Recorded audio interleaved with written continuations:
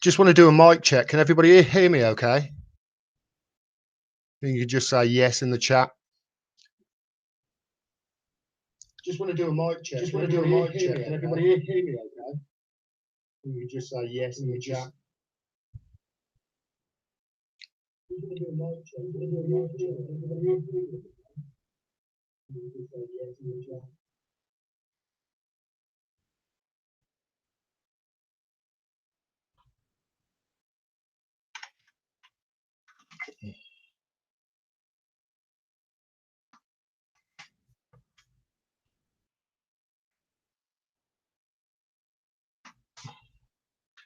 Okay, so there shouldn't be an echo now. I'll be live in 7 minutes.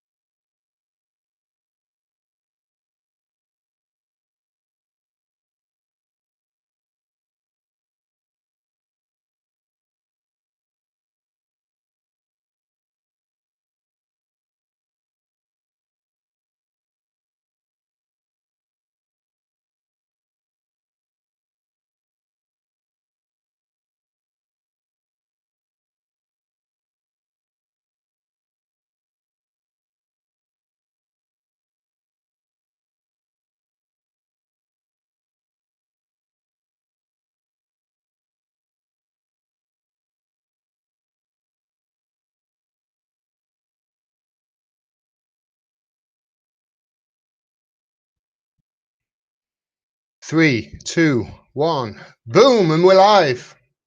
Welcome, everybody. Thank you so much for joining me. I am, as usual, overwhelmed by the response I've got. I love you guys, I really do. What you don't know about me, hopefully everybody can hear me okay. Please say so in the chat. What you don't know about me is I'm actually an introvert. My mum, for instance, has got 2 photos of me. I've stayed away from cameras all of my life. So for me to do this is a really, really big step.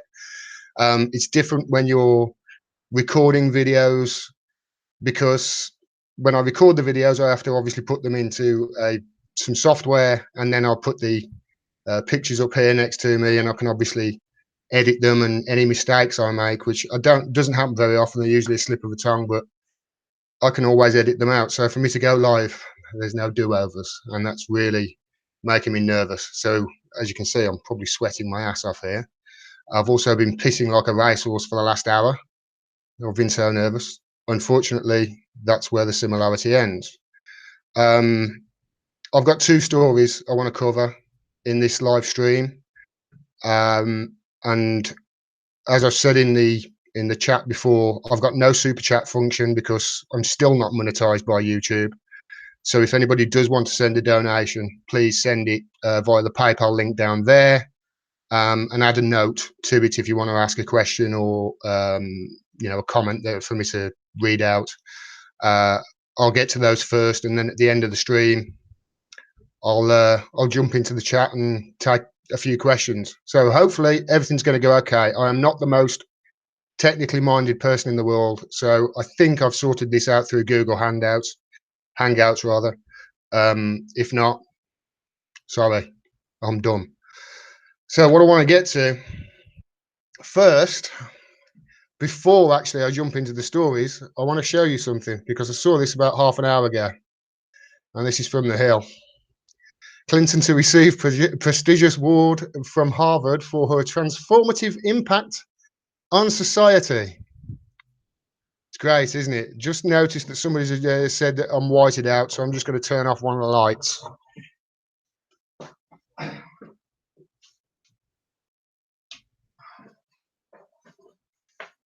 Hopefully that's better. So Clinton to receive prestigious award from Harvard for her transformative impact on society. Like I say, this isn't one of the stories I want to cover tonight, but I'm definitely going to be doing a video about this because it's absolutely hilarious.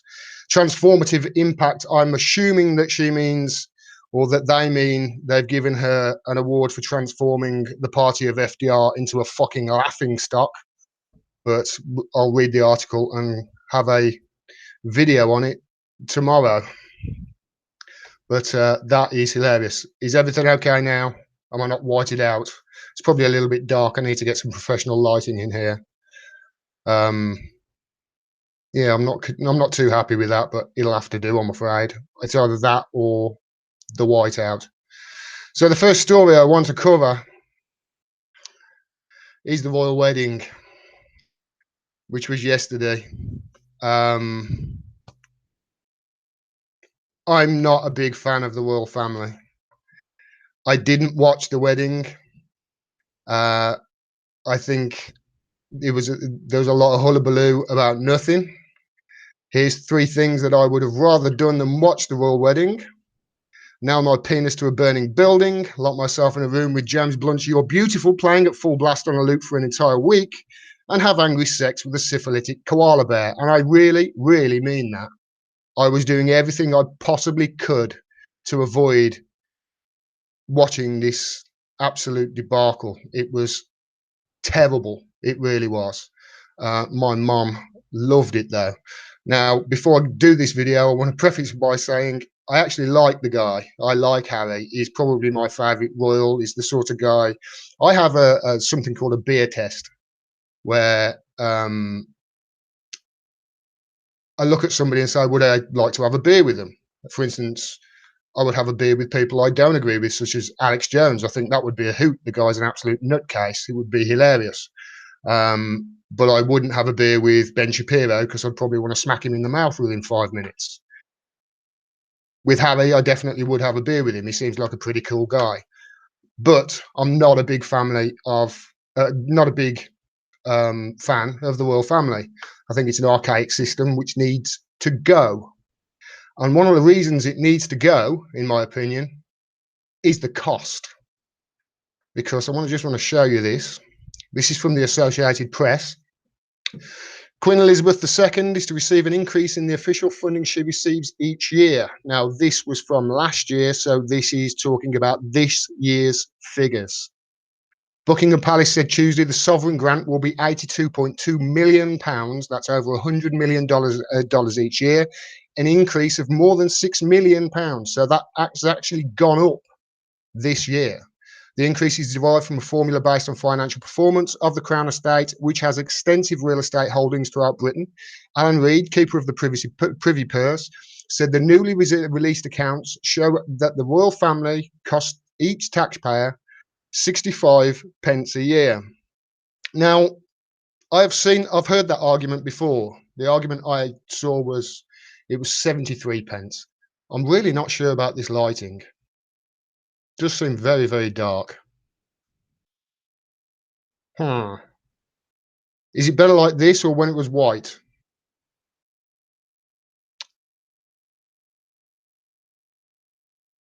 Oh well, I'll just carry on. So the cost is a lot. It's a lot of money. It's a lot of money, and that, in my opinion, could be spent much in much better causes rather. For instance, Grenfell Tower's fireproof cladding was downgraded to save just £293,000. Yet we have no problem giving the royal family 100 million a year. There's something seriously wrong there. And then you look at the cuts that we're facing in this country since the Tories came in 2010, I think. Britain's police budget's to lose 700 million by 2020. Police chiefs put realistic sum at $400 million extra a year. 400 million, but we've got no problem giving the royal family 100 million. And then there's the NHS. Cuts are stripping basic medicines from the poor. The government tries to deny cuts exist. Of course they do. It's the government. But some hapless GPs are being forced to stop providing everyday medications to those unable to pay for them. In the article, it actually says waiting list for hospital care just topped 4 million people. There's only, 65 million in the country. Waiting times lengthening as A&E admissions rise means fewer planned operations with extreme variations by hospital. The NHS is ordered to cut an impossible 22 billion. That's billion by 2020. How are they meant to do that? The number of homeless people sleeping on the streets in England is at its highest levels on record. More than 4,500 people were recorded as sleeping rough on any given night in autumn last year, a figure that has almost doubled since 2010, obviously when the Tories came in.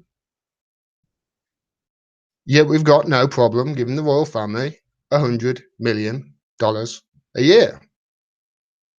Imagine what could be done with that. Pretty sure $100 million, that would go a long way to housing a hell of a lot of those homeless people, some of which are veterans, disabled people. Food bank use in UK reaches its highest rate on record as benefits fail to cover basic costs. Figures show that 1.3 million three-day emergency food supplies are delivered to people in crisis in the past year, a 13% increase on last year compared with a 6% rise the year before, so it's going up every year. Yet we've got no problem. We've given the royal family $100 million a year. There's something seriously wrong with that, if you ask me. It's just my opinion, of course, but there's something seriously effed up there. Now, whenever you bring this up with royalists, there's one argument that they always make, always, without a doubt. The first thing they will say is, well, what about the tourism you get? Seriously, tourism? That's your argument? Well, How much does tourism? How much tourism does the royal family generate? The British Tourism Agency has reported that the royal family generates close to £500 million or $767 million every year from tourism revenue, drawing visitors to historic royal sites like Tower of London, Windsor Castle, and Buckingham Palace. My argument to that is, if we didn't have a royal family, those castles, those palaces are still going to be around. You would get tourism. However, Alton Towers, even though it crippled 5 people the year before last, they're doing okay from visitors. They create plenty of tourism. Profits of theme parks operator Merlin have edged up despite last summer's Alton Towers accident, which left 5 people injured. The company, which also owns Legoland and the London Eye, said group pre-tax profits rose to £250 million. So they've made 250 million from Legoland, the London Eye, and Alton Towers, and the vast majority of that is from Alton Towers. Merlin said Alton Towers saw a significant fall in visitor numbers after the accident, which resulted in the park shutting for days, but it still made a lot of money. You could literally take that 100 million a year, get a loan, build a theme park, and still generate as much money as the royal family generating tourism. That's my argument. That's my argument. And as yet, whenever I've spoken to a royalist about this, they've just walked off and shut the conversation down after I've brought that up. And then we come on to the media, because the media in this country with this royal wedding have gone absolutely crazy. Now, I saw this week, I researched it, and let me get this right, the positive people have 69 or 68% of people have a positive view of the royal family in this country, and we want to keep the monarchy. Now, when you've got things like a royal wedding, when en masse the whole of the media come out and say, oh, it's the royal wedding, and print article after article and video after video promoting this thing, is it any wonder that it changes public opinion?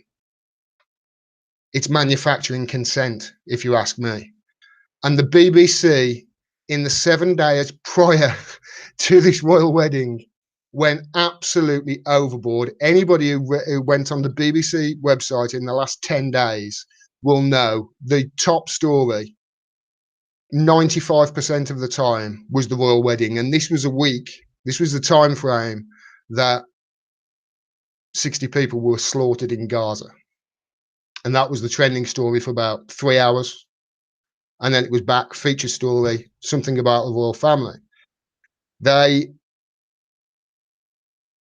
in unison, the media came out and had daily orgasms over this royal wedding. And I checked something on the BBC, and in the 7 days previous to the royal wedding, that's before the day of the royal wedding. So it's just the Friday to the Friday, and the royal wedding was on the Saturday, and obviously it was constant throughout the day. But in the 7 days previous, can anybody guess how many articles and videos they did on the royal wedding in those 7 days?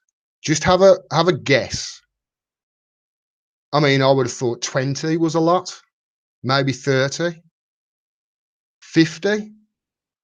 In the 7 days previous to the to the royal wedding happening, so in the 7 days previous, they did no less than 151 videos and articles on the royal wedding in 7 days. 151. Now, I know this because I stopped up last night and I counted them.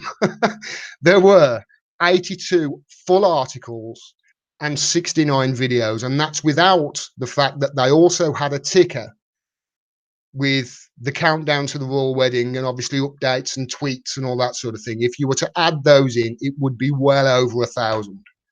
And that's the BBC. That's where your license fee is going. It is hilarious. They talked about everything to do with the royal wedding, including, and I shit you not, they told everybody where the cake's organic eggs were coming from. This is the BBC. Out of those 151 articles that they wrote, 151 articles, that's 82 articles and 69 videos in the 7 days leading up, there were 2 stories that weren't promoting the royal wedding. There was one story about how much it cost. So, I mean, that was informative rather than negative. The 2 negative stories were, there was one about other people who don't like the royal wedding and just did a load of tweets and basically bashed them for not being a royalist. And the other story was what to do if you didn't want to watch it. One of those fucking BuzzFeed things. It was hilarious. It really was. 151 stories they did about it. It's unbelievable. Okay, so why do I bring up the cost? Got to get back to this cost. Why do I bring it up? Because the reason I bring it up is because even though we give the 100 million a year to the royal family, we paid for the royal wedding as well. Yeah, we paid for the royal wedding. Royal Wedding 2018, who's paying? This is one of the BBC's 151 stories they did. The wedding will be held in Windsor and crowds in excess of 100,000 people are expected to descend upon the town. Invitations have been sent to 600 guests with a further 200 invited to the couple's evening reception. On top of that, 1,200 members of the public will attend the grounds of Windsor Castle. Oh, they're letting the peasants in. Isn't that wonderful? Absolutely wonderful. They're letting the great unwashed mix with the aristocracy of the country. How wonderful of them. Managing these sort of numbers requires a substantial planning, and security will almost certainly be the single cost. So you can see there, even the lead-in to the article is to say, well, it's justified.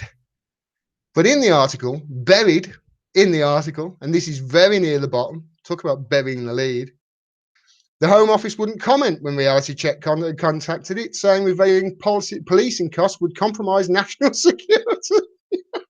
I'm surprised they didn't put out a D notice on it. Likewise, when we rang Thames Valley Police, it said, we aren't going to give you that data, I'm afraid, even though we know you love numbers. However, we do know that 6.35 million was spent by the Metropolitan Police on security for the Duke and Duchess of Cambridge's wedding. When was that? 1990? So how much is the policing cost for yesterday? 10 million? 12 million? That's based on the Freedom of Information request released to the Press Association, but it's difficult to draw a comparison with Prince Harry and Miss Markle's wedding. The location and guest numbers are different. And then buried at the bottom, Kensington Palace hasn't released any details of what it plans to spend on the wedding. That's not really a surprise, given the official cost of Prince William and Catherine's wedding has never been revealed. So they've never even released how much that cost the taxpayer. That is disgusting. We paid for it. That leaves us with unofficial estimates as to how much they need to be treated with some caution. Bridebook, a wedding planning services, says the total cost of the wedding could be £32 million. £32 million to a family that we already give £100 million or $100 million a year to. And by the way, that's conservative estimates. Many people say it's more than that. To a family that is worth an estimated £500 million. That's how much it's estimated the royal family is worth, and yet we paid for their wedding. It put the cost of the cake at £50,000. I've seen many articles on that, and they all say it was 50,000 for a cake. that the taxpayer paid for, the florist at £110,000 for some flowers that will die within a few days that the taxpayer paid for, the catering at £286,000, which I believe was being served in bowls, and so on and so on. Reality Check contacted the company's owner, Hamish Shepherd, to ask about the methodology used arrived at the estimate. He said the 32 million figure had been based on the assumption that the royal family had paid for everything at market rate. So you can see what the BBC have said there, have done there. They've said, right, okay, how much is it cost? They've buried how much it's said it's been cost, and then they've attacked the amount that people are coming up with. Most estimates that I've seen are between 25 and 35 million pounds to a family that's worth 500 million that gets an extra 82.2 million a year. Where's the logic? Where's the logic? 32 million pounds. 32 million pounds to watch an actress who, up until last year, hardly anybody had heard of over here, marry a guy who, quite honestly, looks suspiciously like James Hewitt. Look at that. I'm not going to say anything more and just leave this photo up there for a few minutes or a few seconds, because it's astounding. And that's my story on the royal family. I hope you enjoyed it. 32 million, in my opinion, is way, way too much. Hi, everybody. Who's here? Let's jump into the chat. Okay, I'm not going to go all the way up to the top. How much did Salisbury cost, or the F-35? The F-35, I believe, are costing £351 million each. Salisbury, I haven't got an estimate on that. I thought we Americans are supposed to find the whole monarchy appalling, but the MSNBC, I've seen that. The mainstream media in America just they were having multiple orgasms over it during the day. It was hilarious, you know. But it's Chomsky 101. It's what Chomsky says. It's manufacturing consent. They fawn over it, and they're trying to change public opinion on it. It's ridiculous. Oh, you went there? Yes, I went there. So, did you expect me not to go there? Come on, it's me. Of course I'm going to go there. I understand the F-35 will cost 12 billion to put the software right. Where's the money? It's a dog. It really is. There are so many. I should have gone into it more in depth in that video I did on the F-35, because there are so many people that are coming out and saying, I saw a picture of one flying and a piece of the side just fell off. It just fell off. That never used to happen with the Raptor. It never happened with the Eurofighter. Even though the Eurofighter was a dog as well. The royal family are leeches. Yeah, leeches. Well, leeches can be useful for medicine and what have you. So no, I disagree with you there. The royal family aren't useful. Cheers, Gordon. Cheers, good show. Thank you. I'm Lesnar. God known, British citizens should be made to lay down in the aisle so the World Cuppers can walk on their backs on the way to the altar. Nothing to add to that. You're absolutely right. Hi, Lawrence. Oh, it just skipped on me there. I now see what Stephanie says about it skipping. Where was I? Oh, wow. I understand why she says she's always talking about it skipping now. It's the first time. Now, see you live, mate. I'm shitting myself, mate. I am really, really, really nervous over this. You bits and your nonsense monarchy makes no sense to me at all. Mate, me neither. Makes no sense. It really doesn't. You have no idea, Gordon Dimmack. I usually have no idea about anything. It's just sometimes I make sense. Jamal's cool. Jamal is brilliant. He's very, very Jamal. I've watched his show many times, and he analyzes things way more than I do. But boy, can that guy talk. He can talk, but I agree with him on pretty much everything. Where are we? F-35 is a disaster. US Navy is begging to have the F-14 back. I hear that. I hear it. It's a distraction from reality. Maybe one day I will marry a prince too. We Americans have our own royalty, the Kardashians. Can somebody explain to me why the Kardashians are famous? So, let me get this straight. Her father was one of the guys who defended O.J. Simpson, right? Rob Kardashian. That's her dad, isn't it? And he died of cancer or karma, depending on which way you look at it. And then they all became famous. I don't understand. They've got no skill. There's no. They don't do anything other than just exist and put their lives out there. It's very worrying that people just tune in the millions. Supposedly Megan likes Chomsky. Fine, great, good on her. Just don't ask me to pay for your fucking wedding. Good stuff. Thank you, Google user. I didn't watch any of that wedding nonsense at all. You and me both. I saw a tweet from a retired soldier who pointed out jokingly that their offspring would be capable of standing for US president. Oh man, you could really marry the UK and the US together there, couldn't you? Who needs the side of an airplane? I totally agree. Who needs the side of an airplane? Congratulations. It's just skipped on me again. Thank you. You're doing great, mate. It's nice to see you live. Thank you, Tommy Knocker. I am really nervous, like I say, but I'm sort of getting used to it now. You're hiding. Well, yeah, I am. I'm sort of getting used to it now, Jimbo. Keith Durant, Venezuela is having their presidential elections today, and Canada won't let their citizens vote at the embassy. Aren't we democratic? No. No. And I'm sorry about Trudeau. I really am. It seems like a white version of Obama to me. That's my evaluation of him. Don't sweat it, man. No need to be anxious. We're all on. Yes, I'm starting to realise that. Honestly, I can't thank you enough. I really can't.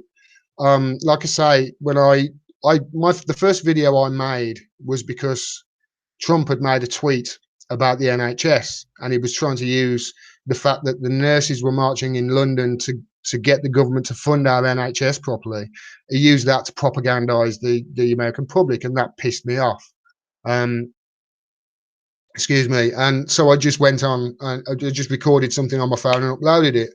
And then Trudeau, later that day, Trudeau came out with his whole humankind quote, which he said was joking afterwards. And I made a video about that, probably because I was high at the time, I must admit.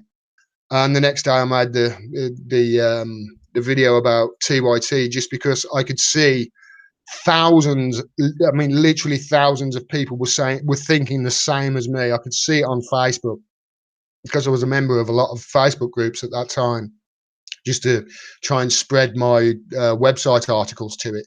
And I could see what people were saying about TYT. And I totally agreed with them. So I put that video out, and bang, 97,000 viewers, and I was blown away by it. I really was, and the overwhelming majority of people were positive towards me. I just can't thank you enough. I really can't, because like I say, I'm introverted. My confidence was not the best, and having so many people give me such positive vibes has really helped my confidence. So just thanks very much. Good to learn new stuff. Changed my mind about the making money. Awesome video 7 years ago from CGP Grey on YouTube about it. You're doing great. Thank you, a Google user. If Megan liked Chomsky, she would not have married into the exploitative royal family. Maybe she's just a gold digger who likes Chomsky. Who knows? I mean, I'm not casting aspersions on her, but if you listen to her family, I haven't seen any of the stuff on the family. I've just heard people talk about their interviews. But I mean, her sister apparently was saying that she's a gold digger, and then was saying, "Well, why aren't I invited to the wedding?" Well, you called her a gold digger. That's probably why. Jamal goes on too long, but I like him. That's basically my, for me, that's for my taste, goes on too long. I try to get to the point, and I really ram my point home in 10, 15 minutes if I can. Jamal goes into it in depth. He can talk the hind legs of a donkey, but I do like him as well. And I'll never, ever come down on Jamal just simply because he's doing great work, and he's doing it he's doing it for reasons that I agree with. That I agree with pretty much 95% of stuff he says. It's the same with TYT. I agree with 95% of the stuff that TYT does. It's just that the 5% that they are wrong on, they are badly wrong on, and they are doing the Democrats' bidding, in my opinion. That's why I've done a couple of videos about them. But I do try and stay away from them, and I do always try and be fair. Could go into how much all these wars. Yeah, but we do not need to be in it, and what is going on. I totally agree. You'll get used to the live thing, no doubt. So, yeah, Green Steph, I'm hoping I will. I'm going to do it regular. I'm going to do it regular each week. I'm going to do it at 9 p.m. GMT, which I think is 4 p.m. Eastern at the moment. So it's going to be a regular thing that I do. I just wanted to get over this first one with a couple of stories. There's one more to come. I haven't fully researched the second one, by the way, so I'll probably do a longer video on it later in the week because it's sort of been something that I've only been reading about today. How is this White Helmet petition going? Joe, I think it's at about 800 signatures, but we've got until November to get the minimum of 10,000. At 10,000, we get a response from the government in which they will come out and say the White Helmets do fantastic work, and Boris Johnson will say they're really brave people, and then 100,000 will get it. So what I need to do is I need to sit down and write an email and then send the email out to some of the really high-profile people. Vanessa Beeley has tweeted it out, which helped. But I can't remember. There's a musician now. I think he was in the Who, and he's been talking about the White Helmets. I need to send him an email to just try and get him to. I need somebody, with a large audience, to get on it. Jamal is great to fall asleep to at 2 a.m. when he's doing a 3-hour video.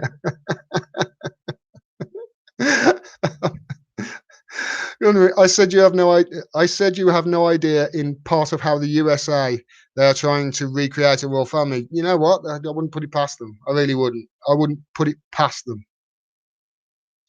I really wouldn't. Simple. They bought their fame. I gather that's about the Kardashians. And it's just jumped on me again. So if I do miss any comments here, it's jumping on me.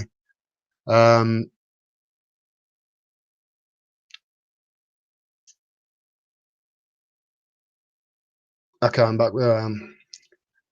I thought Mr. Kardashian killed himself. He died of cancer. Jamal had to drive to Progressive Voices' house today in order to drop off the Patreon money and do some Progressive, is that young guy? I'm not going to punch you. I'm not going to attack him. Nah. Gordon, when are we going to see the Skripals? Never. Never, ever. Never, ever, ever. Never, ever, ever. We're never going to see them again. The only time we're ever going to see the Skripals again is if we see a video that's been recorded that looks like a hostage video, similar to the Gary Aikenhead, the Motorola salesman, who is the head of Porton Down. We'll see a video like that. It'll be done by the BBC or Sky News. It'll be scripted, and that's the only time we will ever see them again, if we do at all. Versailles gets around 30 million tourists a year, just saying. Exactly. Versailles gets 30 million a year. How many does the Louvre get? It's you can. If we didn't have a royal family, that's not going to stop tourism. People. Yes, okay. Some people do come to visit. The Tower of London. But if we didn't have a royal family, the Tower of London wouldn't just disappear. It would still be there. Buckingham Palace would still be there. These places would still be there, and people come to London to visit, and then they just go to these places. They visit these. They don't visit specifically because of these, or high percentages of them don't. That's my whole point. Tourism isn't going to drop off a cliff just because we haven't got a royal family. It's 2018. It's not 1718. It's time for the royal family to go. And I wish Jeremy Corbyn would have the courage of his convictions with this, because I know he doesn't believe in a monarchy, and he needs to start coming out and saying it. He needs to have courage to come out and say it. He knows he's going to get attacked no matter what he says. So why not speak from the heart? It's the same with marijuana legalization. Marijuana legalization, I know he wants to legalize it fully. I know he does. But he comes out and goes with a pussy half measure saying, oh, we're going to do it for medical reasons. Don't do it for, just legalize it. There's no reason for it to be banned. There's no reason. What is it? Is it Schedule B, or it's up there with ketamine? It's up there with heroin, cocaine, crack. Come on. Where was I? Sharon Osborne, yes, another one. Congratulations, Gordon. You got almost 4K subscribers. I hope I do as well. Thank you very much, George. If you'd have told me 3 months ago, and it literally is just 3.5 months ago I started this channel, if you'd have told me in 3.5 months you'll have 4,000 subscribers, I would have told you to, stop sniffing glue, because there's no way I would have believed that would happen. No way. Skripals are getting a new identity and will disappear when never hearing from them. Totally agree. Zombie in the air. German Chase. Gordon passes my beer test. Whiskey's my drink, but okay, beer test is fine. The book's actually now what a real pint of beer is. I'm not a big beer fan. I'm a whiskey man, like I say. But originally, I thought you said your wedding was yesterday. Congratulations on finally being able to broadcast. I can broadcast. I just can't get super chat donations. So if anybody does want to donate, the PayPal link is down there. Israel is using dum-dum bullets. Israel is using, they are called fragmentation bullets. So when they hit bone, they're designed to shatter and cause maximum amount of damage. And the majority of people that Israel have been shooting, I've noticed, have been in kneecaps. So they're actually doing it intentionally to try and cripple these people. So they have to have amputations. They're doing it on purpose. Well, thank you, Trump Spanky, for pissing you off, Gordon. And thanks, Gene. Yeah, Trump pissed me off, and here I am. Our NHS has already been sold off 70%. Sort of. I should do a video on it. Sort of. I've investigated this, and what it is, for instance, I did my back in. I have a problem with my back. Every now and then, I'll be in agony and won't be able to move because I do something stupid like sneeze, and I can't move because I've done my back in. And I had to go and have an MRI. One of those things where they put you in a tube and it's all claustrophobic and what have you. And I had to go to a private hospital to do that. And the reason they sent me to a private hospital was not because they couldn't put me in at the NHS at the Wolverhampton Hospital. And the reason they sent me to the private hospital was because it was going to cost less money. That's a lot of the time. That's the case. Now, don't quote me on that. You may be right. It may have been sold off 70%, but I've got to investigate it. But I've got a feeling that what I found when I did my back is that's more of the case. That especially I had to have physiotherapy on my back, for instance, and that was at a private clinic as well. And I asked him, why they're sending me to a private clinic, and he said, "Yeah, let me show you." And he said, "I'm sending you to a private clinic because if we were to do it at the NHS, it would cost this." And the private clinic, which I believe was run by Virgin, which was in Cannock, that was going to cost like 30% less. So that may be the case. They may be trying to cut costs. All right.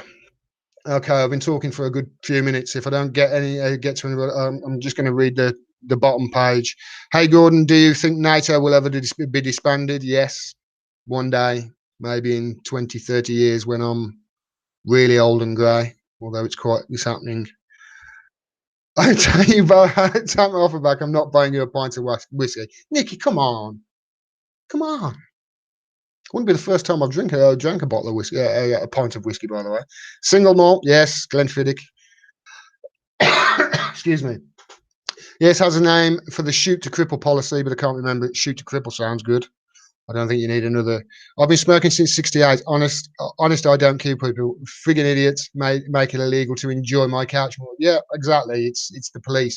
It's one of the reasons why Nigel Farage became, so popular, because he was actually talking about that sort of thing. He was talking about, ordinary people were saying, don't, yeah, okay, ban smoking in pubs. Farage went that step further because he's a nutcase. Um, Fortunately, now he's over in America with the. Why is it, by the way? I'll get to that in a bit. I think that's in the next story. I can give you exercises for your back, Gordon. Lawrence, if you have, send me 'em. I do a thing where I do some stretches and that sort of thing, but I'm open to ideas. I have to do it each morning. I have to get up and actually do yoga, believe it or not, for 20 minutes. It's bloody stupid. I'm there doing yoga on the floor. I'm watching. You might remember aerobics Oz style years ago. I've got one of those videos that I actually do the routines for, and I have to do it because of my back. I'm getting old there. The Naylor report explains how the NHS will be privatised. I'll look into that. Learned. Naylor report. Thanks for that. Naylor report NHS. The Israeli people aren't all bad. Of course they're not. Of course they're not. They're not. They have been propagandized in Israel, that's for sure. And there's a lot of money that's been bought, that's buying. You buy them a pint, or we send the progressive voice around. Look into acupuncture. It might help take away some of the pain. I've looked into it. I think it's hokum, but I'm willing to try it. It's just the bloody cost. Look at Keep Our NHS Public website to a video about privatisation. I will look into as well. Keep Our NHS Public. I'll get to the second story in a bit. It's a worrying one for everybody in the world, to be quite honest. What's happened in the last couple of days, if things weren't bad enough. God bless the NHS. I have Medicaid. It's somewhat flawed single player, best insurance, hard to find doctors. Some things not covered better than Medicare. I'm on it because I'm disabled. You know what? God bless the NHS. You're right. I'll do everything I can to push the benefits of single payer healthcare. I'll probably do a long video on it at some stage, a long video, and really go into the details of it to try and educate people in America a little bit more, because there's still people who think, people think single payer means what? I've got to pay for everybody. That's what single payer means. Need a better name. That's what they think it means anyway. And I want to use my back exercise to start a grieving revolution. Love your live show, Gordon. Will await the next one. It's going to be every week, like I say, at 9 o'clock. Colorado living is outstanding. Hey, legalize weed. Fries became popular because of Cambridge Analytica. Good point, Zuni. Since you are going to get smeared eventually, it's already happening. You should see the comments I have to delete. You might as well coast on the wave now by getting an acupuncture from the Russian woman while drinking Russian vodka. I'm still waiting for my money from Putin, by the way. None's come so far, but how do Brits feel about 9/11 truth taboo in America? I do not believe that we have been told the 100% truth about 9/11, just simply because they never tell us the truth about these things. Do I think it was an inside job? No, I don't believe the government did that, but I wouldn't be surprised if that was the case. I've looked at the evidence with regards to that other tower that fell, and it does, to me at least, look like it could have been a gas explosion. But to be honest, it's one of those things that we'll never get to the bottom of. It's like the JFK assassination. We'll never get to the bottom of that.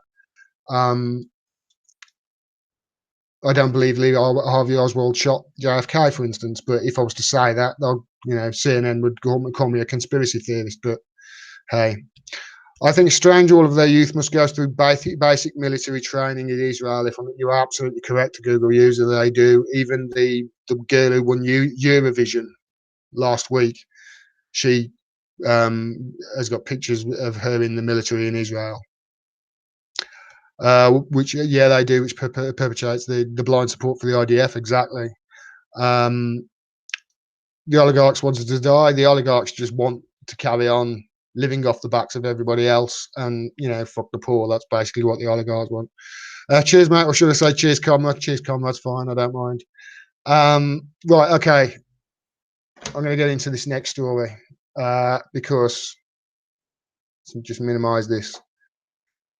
Because this is a worrying one. It really is. And I'm probably going to go into detail. There's probably going to be a series of videos about this subject. We all know, or at least we should by now. Oh, my eyes got to see. I told you I'm sweating. See, we all know Facebook sucks. That's a gimme. Facebook just sucks and blows at the same time, which is really weird. I didn't think that was possible to do both of those things at the same time. So, for instance, one of the things I hate about Facebook is it hides friends from your news feed. If you haven't interacted for a while, it'll just hide and it won't show up their updates, which really pissed me off about 2 years ago, because one of my old work friends who I didn't contact that much, we used to wish each other a happy birthday and maybe get together once every couple of years for a beer, he died. And Facebook, because he lived quite a way away, and we had no friends that, he was an old work friend, I never got to his funeral because it never came up in my newsfeed. So that pissed me off about Facebook, and they do that sort of thing all the time. They won't show, and they're obviously skewing everything towards mainstream media now as well, and any independent media is going to be suffer on there. So it's bad. It's really bad. The Facebook groups are awful. They really are. They're a cesspool for hate and bigotry and racism. And even the good groups on Facebook, and this is not necessarily Facebook's fault, because obviously people will be people, but even the good folks, I'll get to the point I'm trying to make in a second, even the good groups, I've got crap people in. For instance, I was a member. I used to love it, actually. There was a good group called We Support Jeremy Corbyn. Now, I do support Jeremy Corbyn. I'm not blind with him. It's not blind love, like with some people I've noticed. They love him unconditionally and think everything he does is wonderful and he can walk on water. It's not the case. There are some problems with Jeremy Corbyn that need to be addressed. I'll cover them in later videos. But I'm not going to shit on him at the moment because I want him to be the next Prime Minister. But there are problems with him. And this group, We Support Jeremy Corbyn, was a good group, was a really good group. However, what I've noticed with, I hate saying left and right, but with sort of lefty Facebook groups in America and the UK, is there a lot, they get hijacked by social justice warriors, and it just runs rampant. And they literally took over this once good, informative Facebook group. And obviously this isn't Facebook's fault, but I'll get to what is their fault now. For instance, somebody shared in this We Support Jeremy Corbyn group a while ago this: people with depression do not need a doctor and a bottle of something that rattles. They need a fresh pair of running shoes and fresh air. Now, I know not a lot about depression. I know a lot about it. And I can say, to a certain degree there, Katie Hopkins, even though she's an awful woman, is right. Studies after study after study after study have shown that a regular exercise routine is as good, if not infinitely better, than antidepressant medication. If you can hear any clicking in the background, it's my dog walking on the wooden floor. So this was shared by Katie Hopkins, and it immediately, the social justice warriors, they jumped on it. And I said what I just said. I said, to be fair to her, she's actually got a point there. That's it. That's all I said. If you actually look at the studies, I gave a link to a medical study, and the hate I got hundreds of comments, hundreds. And there was comments such as "Go kill yourself," "Shoot yourself in the head," "Can't believe you banned," really nasty comments. And rather than complain to the admins, I thought, right, okay, I'm going to do a test here, and I complained to Facebook. To this day, I believe, although I can't check now because I deleted my Facebook account a while ago, those comments are still up there. They never, ever did anything about them. And these comments towards me, just because I gave them a fact, even though Katie Hopkins is a horrible woman, she was right on that subject, the hate towards me. So policing hate speech towards people, they've got no problem with that, Facebook haven't. But this, leaked docs proof Facebook censorship, I shared that to a Facebook group and immediately got banned for a week. And I'm not kidding, that's the truth. I shared it to a Facebook group and they immediately put me in Facebook jail for a week. And that was back in July 2017, immediately. And I don't share a lot on Facebook. It's not like I shared 30 or 40 stories or something like that and I was spamming it everywhere. I shared that and immediately banned for a week. And then, that was back in July. I shared this from Lee Camp. Oh, I'm flickering here. I don't know why. He did this video. You might remember it. Some people might remember it. Web exclusive: how Facebook, Google, and YouTube collude to crush dissent. He did a video about how they collude to crush dissent and crush independent media. Shared it to Facebook. Immediately got put in jail again. Immediately. So why am I telling you all this? Well, because yesterday, I think it was, day before yesterday, WikiLeaks shared this. Saudi weapons company funded private military think tank, the Atlantic Council, which has produced numerous fake news stories, teams up with Facebook to protect democratic elections. Facebook have teamed up with the Atlantic Council to give us the truth, to make sure that we only get the truth. In other words, to make sure we only get the propaganda from the mainstream media and the corporate media, the establishment media. That's what it means. In other words, you share anything, in a few months, you share anything on Facebook that says anything bad against the White Helmets, you can guarantee you're going to get banned. You can guarantee it. Why do I say that? As always, follow the money, baby. Just take a look at the Atlantic Council's, this is just a selection of their funders. American Israel Public Affairs Committee, right at the very top there. Bank of America, Bank of New York, BASF, BGR, Bloomberg, BP. I'm just going to read the highlighted ones from here. The EU, JP Morgan, Lockheed Martin, NATO, Open Society for Initiative for Europe, George Soros, Rockefeller & Co., Rockefeller Brothers, United States Air Force, Navy, Chamber of Commerce, Department of State, Marine Corps, and Navy.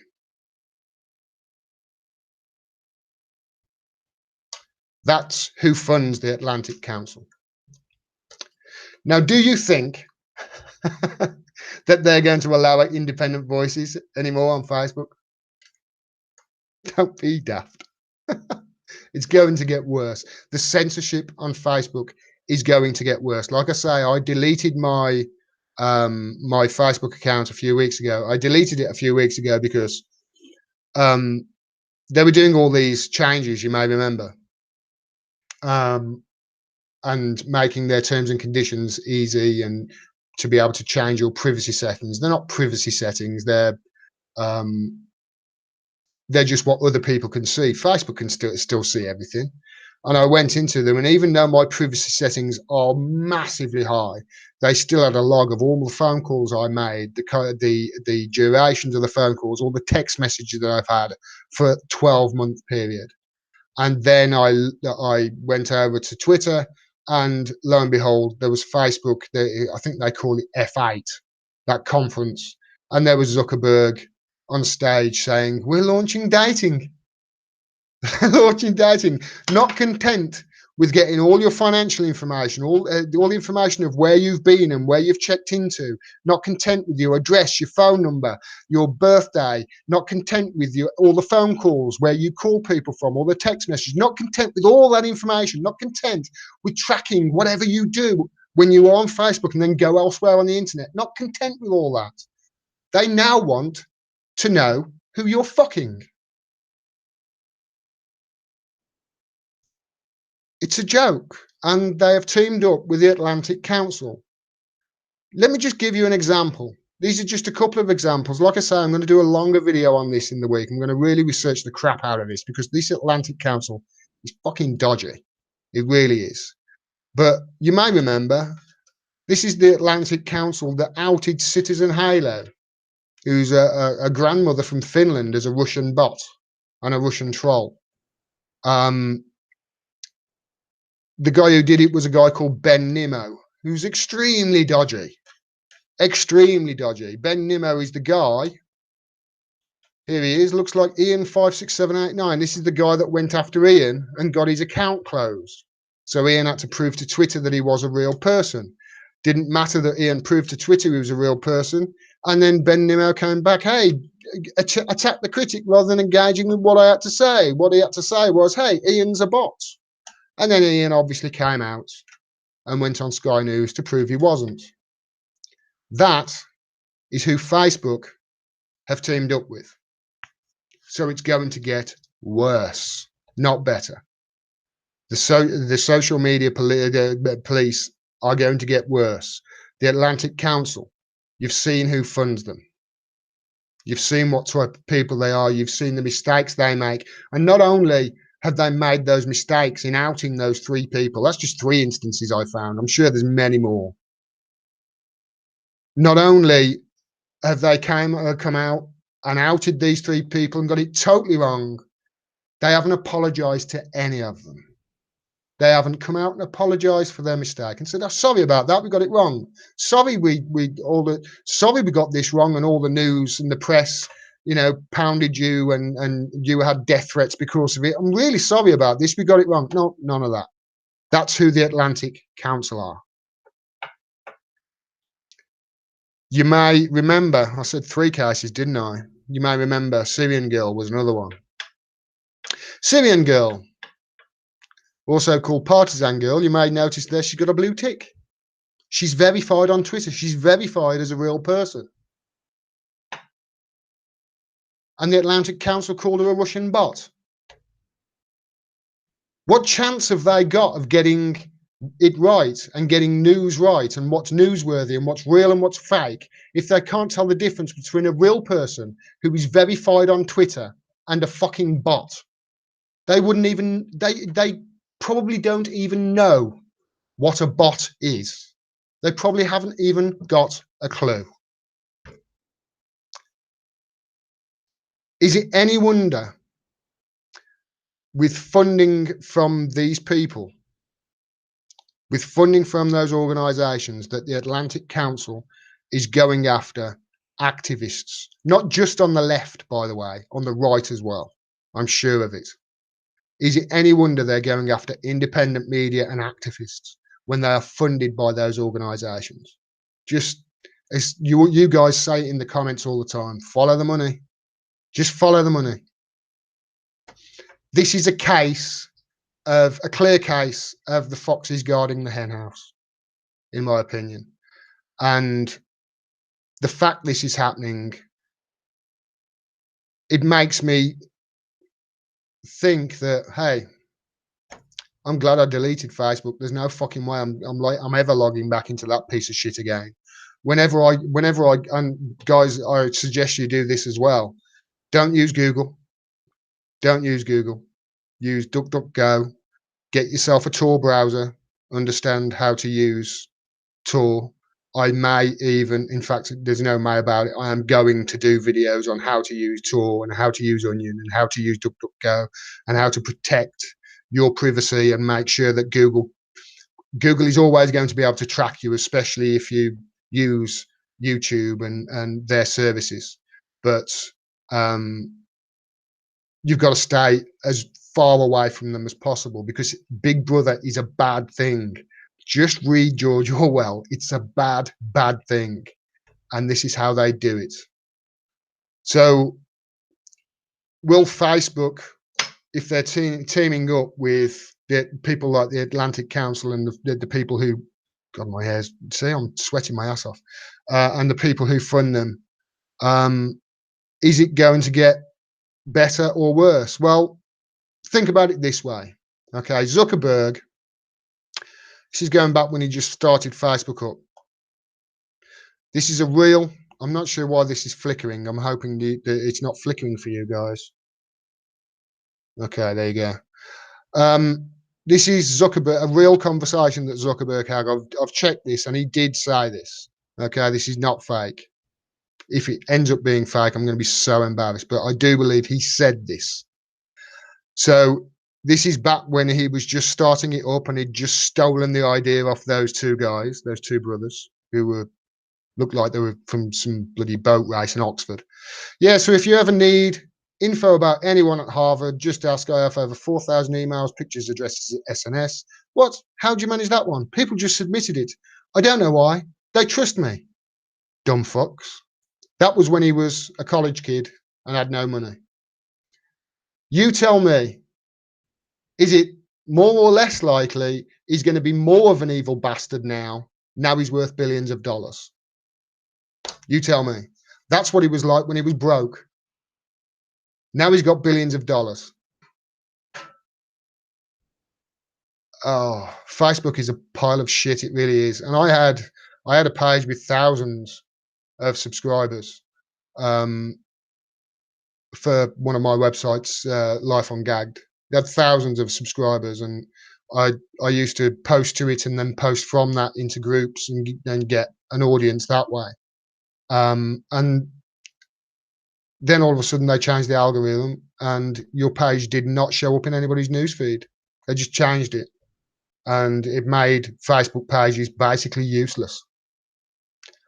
So it's going to get worse with the Atlantic Council now verifying whether something's fake news or not, and they can't tell the difference between a bot and three real people. So there you go. We need a new social media platform. I've looked into, I put all of my videos on Steemit. I don't make any money from YouTube. I think from Steemit I think my account's worth something like 29 cents at the moment. So that's basically all I've made from the money I put out. Sorry, the material I put out. Everything else has pretty much come from you people, and I really appreciate it. I really appreciate it. I can't thank you enough. I really can't.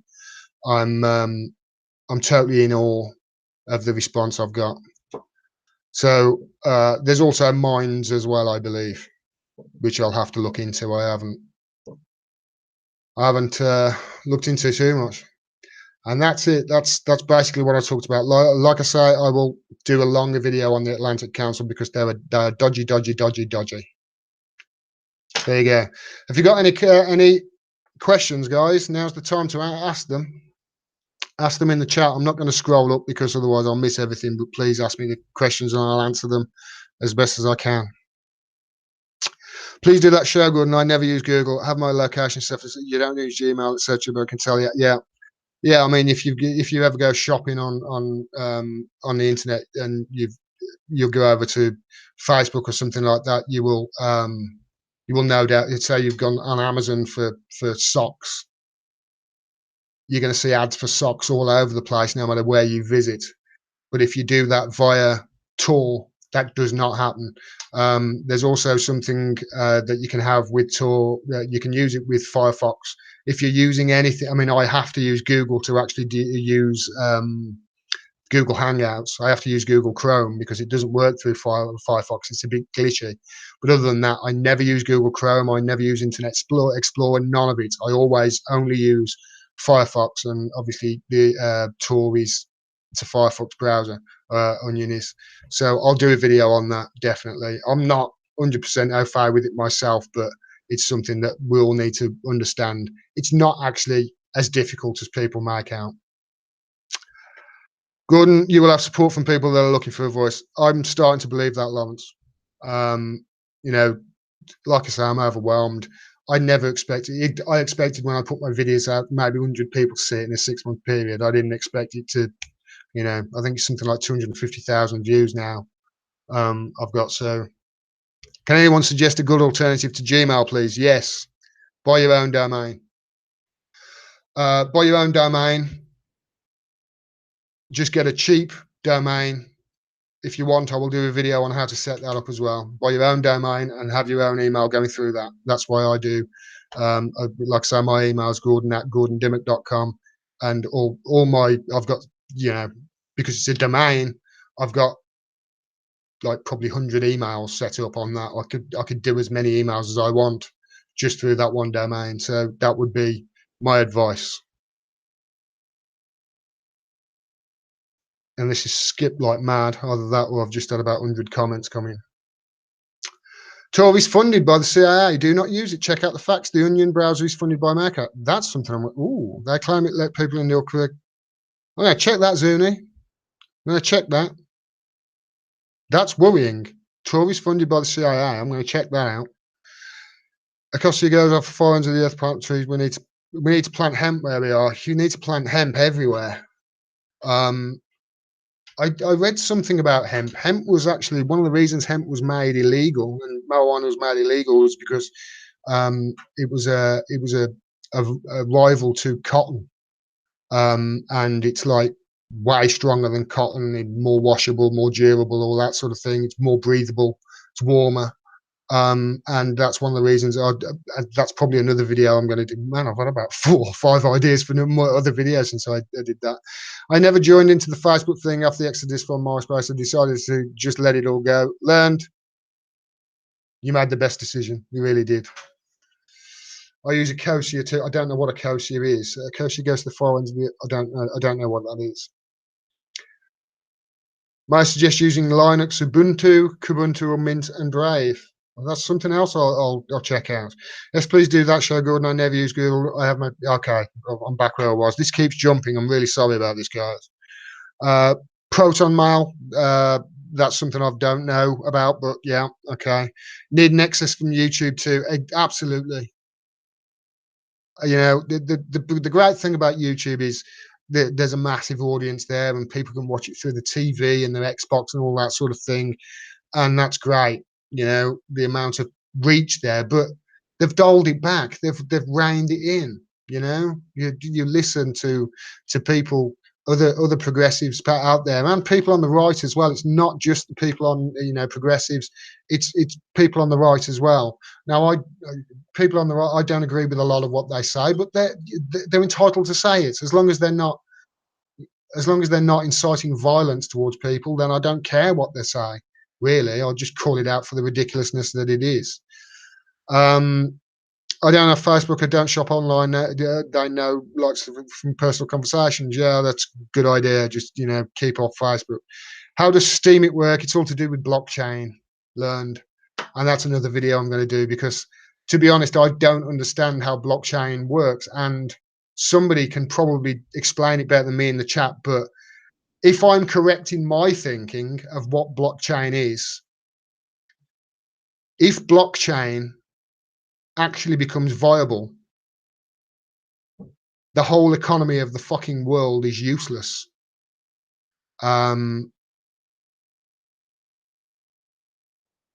That's really, really what I need to say. And I want to do a video about it because,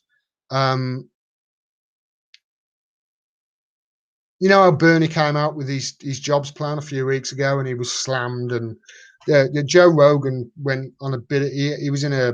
So let me just minimize that. So Joe Rogan went on a bit on a rant with Abby Martin. And Joe Rogan's a really, he's a really clued up guy. He says he's not intelligent. He says he can just remember things. But one of the things about him is he will change his mind if you give him good evidence. And he went on, how are you going to do that, Bernie? How are you going to give people a job? How are you going to pay them? You're going to pay them with my money, that sort of thing. It's your gut reaction to him coming out and Bernie saying, I'm going to guarantee everybody a job.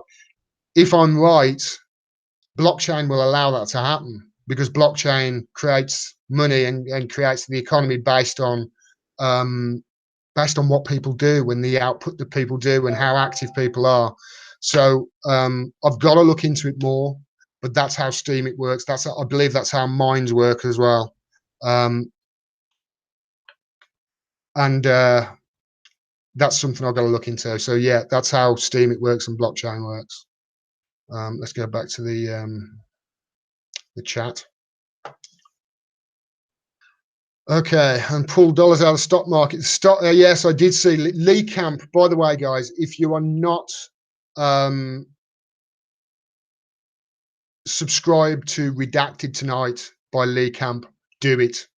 If you like me and you like Jimmy Dore, you're gonna like Lee Camp. You may not think he's funny. Okay, I personally do. I think he's funny, and just remember he is a comedian.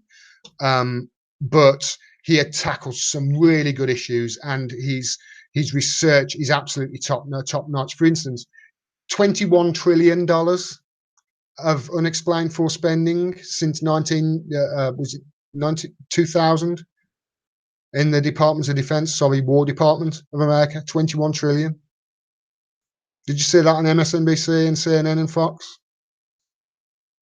Yeah, Lee Camp's video was excellent, and big banks, absolutely. Good point, Tabitha. Nildar, here are my thoughts on recent events: Outsider Insight, org.uk, and then Fake News Overdrive. I don't know what Outsider Insight is, Neil. Enough said. Hey, enough said. Don't know what you're talking about, zombie in the air, but hey, enough said. Tories funded by the... Right, okay, I'm back to where I was now. Okay, I'm just going to go down to the bottom. I've been going hour and 12 minutes for the first live stream. I think we're getting to the end now. So let's just DuckDuckGo now partnering with Yandex is a search engine. Oh, that's something I'm going to have to look into now. Doesn't hemp also grow anywhere, so it's less capital intensive? Honestly, hemp is amazing. I've got to do a video. In fact, I'm definitely going to do a video on that this week, because it's amazing. It's cheaper. It's more resilient to the cold. It also lets you breathe more. It's stronger. It's more durable. It's more washable. And from what I read, there was a guy who owned like cotton plantations, and he lobbied and got the law changed. So I've actually got to look into that. Blockchain will just lead to a technological arms race to keep it secure. Yeah, God, no, you're absolutely right. Just because the security method seems infallible today, there's no guarantee of security tomorrow. However, things do evolve all the time. You've got to understand that blockchain is still in its infancy. It's only a few years old. So, these things will evolve and they will get better. One of the reasons that they're being held back at the moment is because blockchain really is a threat to the financial markets and to economies. Sooner or later, a country is going to just say, hey, fuck you guys. That's it. We're going to make our own food. We're going to export our own goods. If you want something from us, but we're not going to import anything.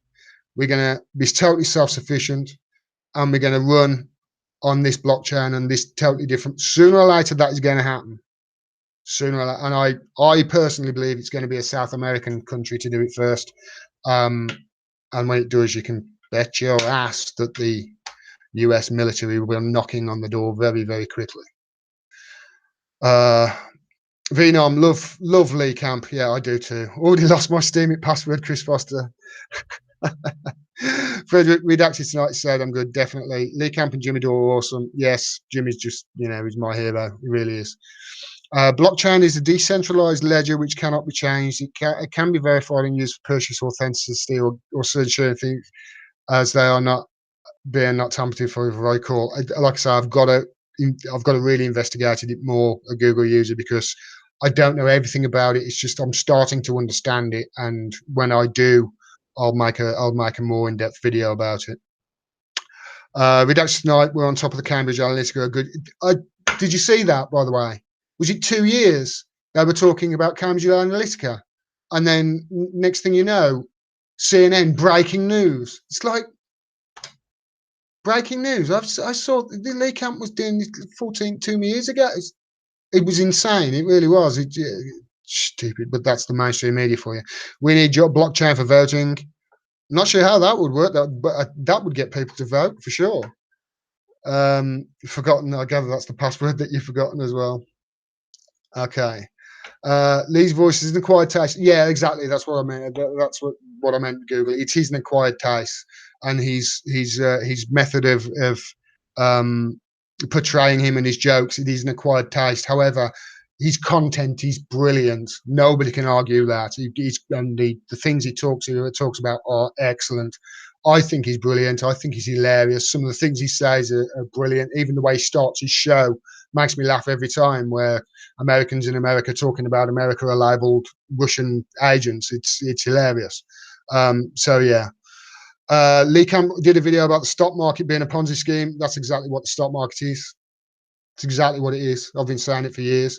Are we headed towards snow crash? Snow crash. Don't know what that is, but a bebop. Don't know what that is. God name, I would suggest that you don't use Tor. A lot of people saying it puts automatic flag on you. I will have to look into that. You've got to understand, God name, Tor is a threat to the establishment, so there's going to be a lot of disinformation out there. So you have to be very careful who is and back it, who's writing it, where did they get what's the real website, who's beyond the website. All of these questions have got to be asked. You know, the dark web was started by the CIA. Remember. CIA invented the dark web as a way for them to talk to each other incognito, and it's used a hell of a lot by journalists, believe it or not. That's why I became interested in it. Journalists use it to contact people because they can contact them and not be tracked. So I will have to look into that. I will definitely look into Tor, like you say, Garden Gnome. Tommy Knocker, don't forget secular talk. Kyle is just. He's one of those people. I think he knows everything. I think he knows at least something about everything. He's just I've seen a live show. He does live streams every now and then, and people ask him really complex questions, and he's just like bang, bang, bang, bang, and he picks these. Did you see his interview on Fox? Did you see him on Fox? Fox, I'm sure they invited him on by accident, not knowing who he was. And he absolutely tore them to bits. The guy was there, the anchor was there, and he didn't know what to do. He didn't know what to say. It was like, oh, we seem to have got into an area that is unfamiliar to territory. It's like no joke, because the guy's just absolutely wiped the fucking floor with you. It was hilarious. Carl Kalinske is just brilliant. He really is. I'll tell you this.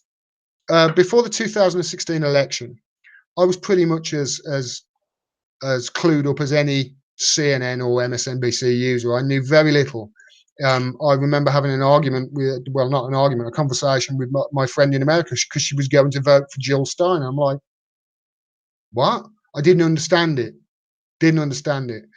And when Trump became made president, and I carried on watching CNN and MSNBC for the next 24 hours, and I thought, okay, something's fucked up here. They're not telling me the truth, because there's no way that he got voted in because of what they're saying.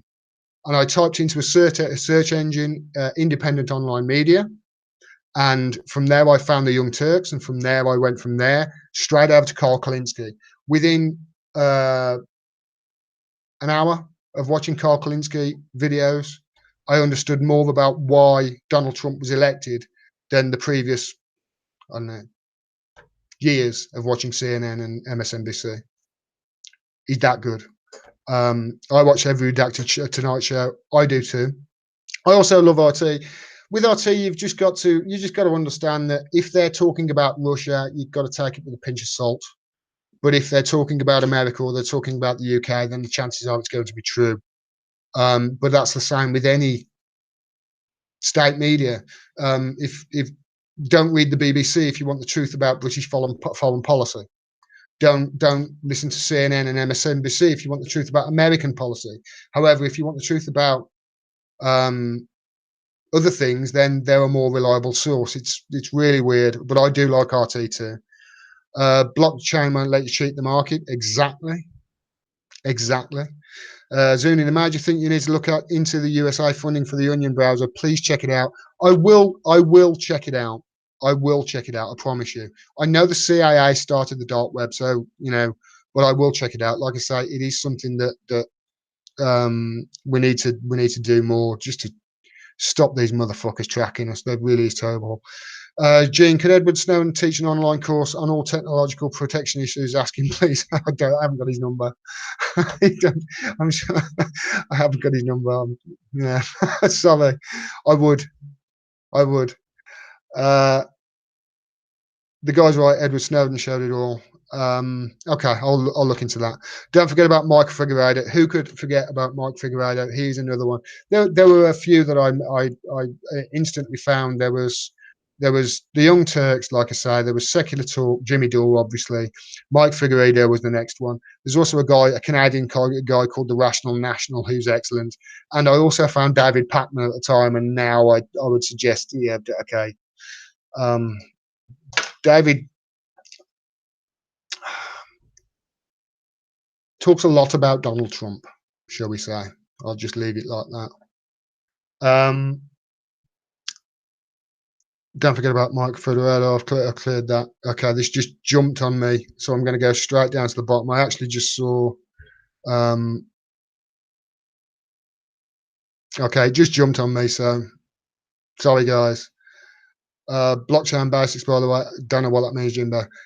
Laugh my ass if that's what I was. Don't know that. I don't know what you're talking about. I'm assuming it's something stupid I said.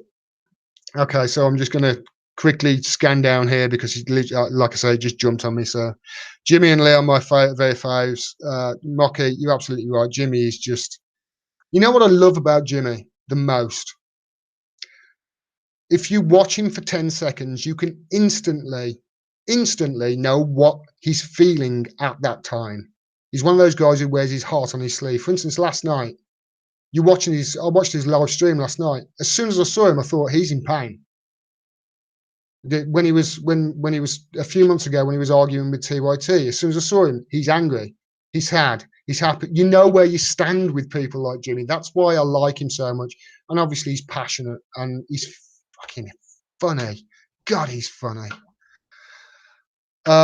Lee Camp is quite smart. Absolutely. The faux interview was great way to like. I assume that faux interview you're talking about Carl Kalinske there. Like I say, this is jumped on me, so sorry about this. Kyle is okay, but he's very American centered and he rants a bit too much. But I do watch him. Yeah, there are always going to be things that you can pick fault with people, and this is one of those things that, I mean, there are certain things I don't like about Kyle. He does something every now and then, and I apologize for doing this, but he does something every now and then where he goes, and I hate it. I absolutely hate it. And there are always things that you don't, but he's on message and he's on point. That's the thing that I like about Kyle. And he does seem like a really nice guy, I've got to admit. Kevin Logan is also hilarious. I don't think I know who Kevin Logan is, Joe. The music thing, the ranting is perfect. I like it. I like it when people rant, but it has to be organic, is the thing. Yeah, I will go on a rant every now and then, but I won't go into a video thinking, right, I'm going to be angry in this video. When I record the video, I just let my emotions take me where they take me.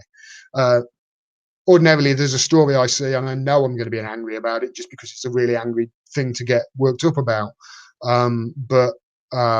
Yeah, I don't mind it when people rant. I don't mind it when people rant and swear and everything like that. It shows me that, to me, they believe what they say and they care about what they say. And as long as it's organic, that's what I mean. As long as it's organic. Mocky, Jimmy and Lee are my favourite. Yeah, okay, I've read that out, Mocky. Oh, no, I haven't. Jimmy and Lee are my favourites. Love Time 1000. We're seeing Lee in New York City at the Cutting Room this Friday. So psyched. Oh, that's awesome, Mocky. Awesome.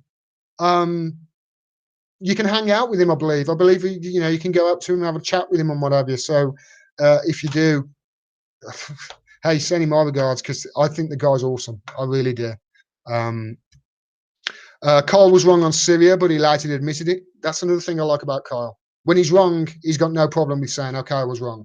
And I've been wrong about things as well. And I say, hey, you can't be right all the time. Nobody's perfect. I used to say to people, hey, I'm not always right, but I'm never wrong. But I was just being an arsehole. People are sometimes wrong. Nobody's perfect. All Gordon is like he's like a newborn baby. I'm only 3.5 months old. I'm still learning as well. I'm still actually learning and getting better at this. Who knows? In 2 years, I might actually be half decent. Well, when Carl slams his face with the papers, that's funny as hell to me. That is. I think you're right. This is a great chat group. Good to know you all exist. It fills my heart. Mine too, Gene. Mine too. I don't know how it happened. I really don't. But all of a sudden, people just came to me who were just fucking awesome. They really are. I love you guys. I must read this out because I have noticed that this is from Ian Cunning. Thank you, Ian. There's no message, no question on it, but he sent me a donation. Thank you, Ian. That's very kind of you. I appreciate it very, very much. I'm Mares. Get your news on with Ron is a must attend for me, Ron Placone. You know what? I think that might be huge, in years to come, because the format of it, I've never seen that done anywhere. And it's a really good idea. It gets people involved in the news. It's a good idea. And obviously, I love Ron Placone because obviously he's a big friend of Jimmy Dore. It's very funny as well, Ron is. I don't particularly like his brand of music, but I don't like punk. But he's awesome and he's funny, and I wish him all the best. I really do. You guys watch Empire Files with Abby Martin. It used to be on RT, now on Telly Sur. Telly Sur now, just to heads up, Telly Sur, whenever Telly Sur make a tweet, it immediately gets flagged as sensitive material by Twitter. Immediately. I'm not sure whether this has changed in the last few days, but I noticed it on Thursday or Friday. They were talking about it. Abby Martin, I am practically in love with. I think if ever I met her, I'd be like, she's just so smart and so beautiful and just so intelligent and so passionate, and she's just so cool. There was a question last night to Jimmy, and Ron read it out and said, who's cooler, Abby Martin or Lee Camp? And Jimmy just went, oh, Abby Martin straight away. She's just so cool. I suggest that was from Venom. Robin Hood. I suggest looking up Christopher Bolin, a serious investigative journalist that provides evidence of Mossad Israel involvement in 9/11 false flag event. Christopher Bolin. That's somebody I haven't heard of. Yeah, we'll look at that. Thanks, Robin Hood. Abby Martin is brilliant. Gordon, thoughts on Vladimir Putin? Here's my thoughts on Vladimir Putin. Right, he's not to be fucked with. He's ruthless. He's ruthless. The way he treats reporters is disgusting.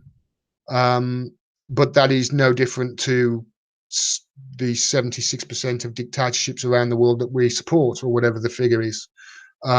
Yes, okay, it's a democracy, Russia is, and I've looked into this. For instance, how somebody said earlier about Carl admitting his mistake. I made a mistake in one of my videos, and I admit I bought into the propaganda and said Russian elections are rigged. They're no more rigged than American, and in fact, I would say Americans are worse because of the voter suppression. So there's something that I got wrong. My thoughts on him here are this: watch his interviews with Oliver Stone, and just go into it and watch his interviews with Oliver Stone. He's so intelligent, he really is. And I also think he's fair with other countries. Now, the way you may think about the Ukraine will be different to what is real if you've been watching the mainstream media. There is a story there with the Ukraine that goes back quite some time. Same was with America and Iran. There's a story there. Vladimir Putin, to me, is somebody who is not to be messed with, but you got to respect the guy. You got to respect the guy, and he's so intelligent and he's so clued up. So that's my thoughts, Gallant way. This just jumped on me again.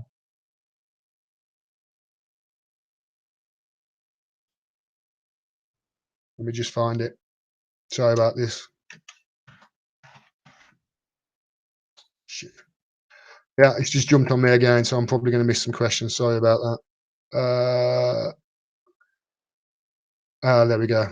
I'm back. Siriano analysis is with Curvewalk is mint. I am subscribed to Siriano analysis, but I wish I had enough time to watch these channels. I really do. I'm subscribed to it, but I've never watched any of the videos. I'm surprised. I think, Joe, it was you who suggested it to me, and I subscribed immediately. I've never had a chance. I just don't get enough time in the day to watch enough. I can only research what 80% of my time in the days is spent researching news articles, reading and watching information, documentaries and that sort of thing. It'll take, for a 15-minute video, it'll take me 15 minutes to record the video, maybe 45 minutes to edit it and add all the pictures up here, and then another hour to render it and half an hour to upload it to Google. So a 15-minute video will probably take about 2.5 hours. However, if it's a story I'm not, for instance, I did a video a while back on Dodd-Frank. That took a good 6 hours of research to make sure that I got it 100%. So that was an all day. It literally took me all day. I just haven't got time to watch stuff like that. But if ever I do another video on Syria, and I'm bound to, let's face it, because there's bound to be some more tomahawks going to be hitting there soon, I will definitely check him out. The Young Turks supported Hillary Clinton. They pose on the trendy left, but always back big business, who have now hijacked social justice activism for their own needs. I'm not going to come down on the Young Turks, like I said, because 95% of what they do, getting money out of politics and whatever. Actually, somebody mentioned Jamal Thomas. Jamal Thomas did a video the other day, and it was a long video, and I didn't watch it all, but I only saw about 10 minutes of it. And I think the video was something like, "What is TYT?" And he said, well, are they a news agency or are they a political party? And they're supporting the hell out of progressives. They really are. But the Young Turks supporting Hillary Clinton, like I say, it's really disappointing. Really disappointing. I'm not so pissed off about that, because obviously I never, I've got no dog in this hunt, being from the UK. I had no dog in the 2016 election. What pisses me off is they're still banging the fucking Russiagate drum. That's what pisses me off. They're doing the DNC's bidding for them. And one of the reasons that Cenk is a good reporter is because he's so stubborn and he's so dogged. So he will not change his mind about this, but eventually it will come out. Liquid Zero, an interesting British YouTuber is Swilliamism, conspiracy-minded insight into London. I'll check that out. Swilliamism. Lawrence, exactly. Carly's very good within his level of awareness. He doesn't yet realise we are a global species. Yeah, I sort of agree with that, Keith. However, there are very few YouTubers who will get foreign policy right than Carl Klinsky is. When it comes to stuff like Yemen and Saudi Arabia, he knows way more than I do. Jimmy Cass, Kevork is the shit. I wish Jimmy would get him on the show. Jimmy has got a long list of people who want to get on the show, and it's got people like Chomsky and Bernie, if they ever do end up on his show. But obviously there are lots of people who are in line to get on his show. He's becoming extremely popular. Dark web is a natural consequence of internet operation. What Alphabets did was to exploit it to exchange info. Okay, God no, I'm going to look into I'm going to look into Tor and the dark web and that sort of that subject. Tor is a good thing, even though I don't use it. I watch America's Lawyer on RT. I haven't seen. I know the show, but I haven't seen it. A Google user. Music channel David Dole, Rational National. Yeah, I've already mentioned him. He's really good. Gordon, you have a great community. Lawrence, you're absolutely right. I don't have a community. The community is yours. It's your community, not mine. Joe Hickey and R&U videos is where I get my Syrian from. R&U. R&U. I don't know what that is. The real news is pretty good. The real news is the real news is what it is, because the real news is boring as fuck when you watch it, but they are absolutely, it's the way news should be, because it's not an opinion show. The real news isn't. The real news is, there was a show a while ago, and I'm trying to remember, I think it was called Newsroom, and I forget the name of the guy who was one of the brothers who was the actor in it. And you may have seen a clip of it where he's at the beginning and he's doing a rant in front of it. I see the real news morphing into something like that. I really do. There are Aaron Mate is just excellent. He really is. If you haven't watched his interview with Luke Harding yet, please do, because that was just hilarious. It really was. Yes, Rational National is good. I totally agree, Mike. Tommy Knocker, Rational National is another channel very worth checking out. Yeah, even though he does some Canadian stories, he's very smart and knows his stuff. I like the Canadian stories as well, because they are part of the Commonwealth after all. I like having stories from all around the world. I like investigating stuff about Venezuela and Colombia. I've just always had an inquisitive mind, so I don't mind the whole worldwide stuff. What's with the Google logo? It's on Google Hangouts. That's why, Andrew. Put a link a bit before. I put a link about 5 hours before, Jimbo. And I said the reminder lets you set a reminder an hour before. So I did it. If you didn't get it, then hey, YouTube's fucking with you. Fuck Google. Yeah, I quit TYT Man channel in 2016 when they started pushing Clinton, especially where they did the Clown Hall think tank thing, where they had people hold up the Clinton cards. Cringe. Yeah, it wasn't great. Yeah, but I wouldn't say quit the TYT Man show. Man channel. That's just my opinion. Is, like I say, 90% of what I do, I totally agree with. But I understand if you told them to do one. Keith Durant, hey, we will keep talking as long as you want, bro. You're in charge of cooking it. I'm enjoying this. What can I fucking say? I'm enjoying it. So I'm here. David Dole is sexy, no denying that. Amaz, well, I'm a straight white male. I don't, by the way, find that offensive, although I hear some comedians do, like Josh Denny. Straight white male. What's wrong with being a straight white male? Hey, straight white male. Yeah, you're privileged. Yeah, I am privileged. What, you think I'd rather be born black and go through all the shit that they've had to go through just because of the colour of their skin? I don't understand this Jordan Peter. By the way, David Dole did a brilliant video. I caught it in bed last night because I couldn't sleep. I watched it. And just because somebody said he was sexy, does me bringing up watching David Dole in bed. Don't link those two things. But he did a really good video on what's his name now? Jordan Peterson. Jordan Peterson was on stage with Stephen Fry. Stephen Fry is one of my heroes, by the way. I think he's great. Jordan Peterson, he laid into him, and you hear Jordan Peterson, and I can't see what the hullabaloo is about him. It seems to me like he's a lot like Ben Shapiro. He says things disingenuously because he knows he's going to get a reaction from people, and that's how he's become what he's become. I'm not saying that he's not a really fucking intelligent guy, because he obviously is, but I think it's disingenuous. Same with Ben Shapiro. Although Ben Shapiro, I just think, is a dumbass, to be quite honest.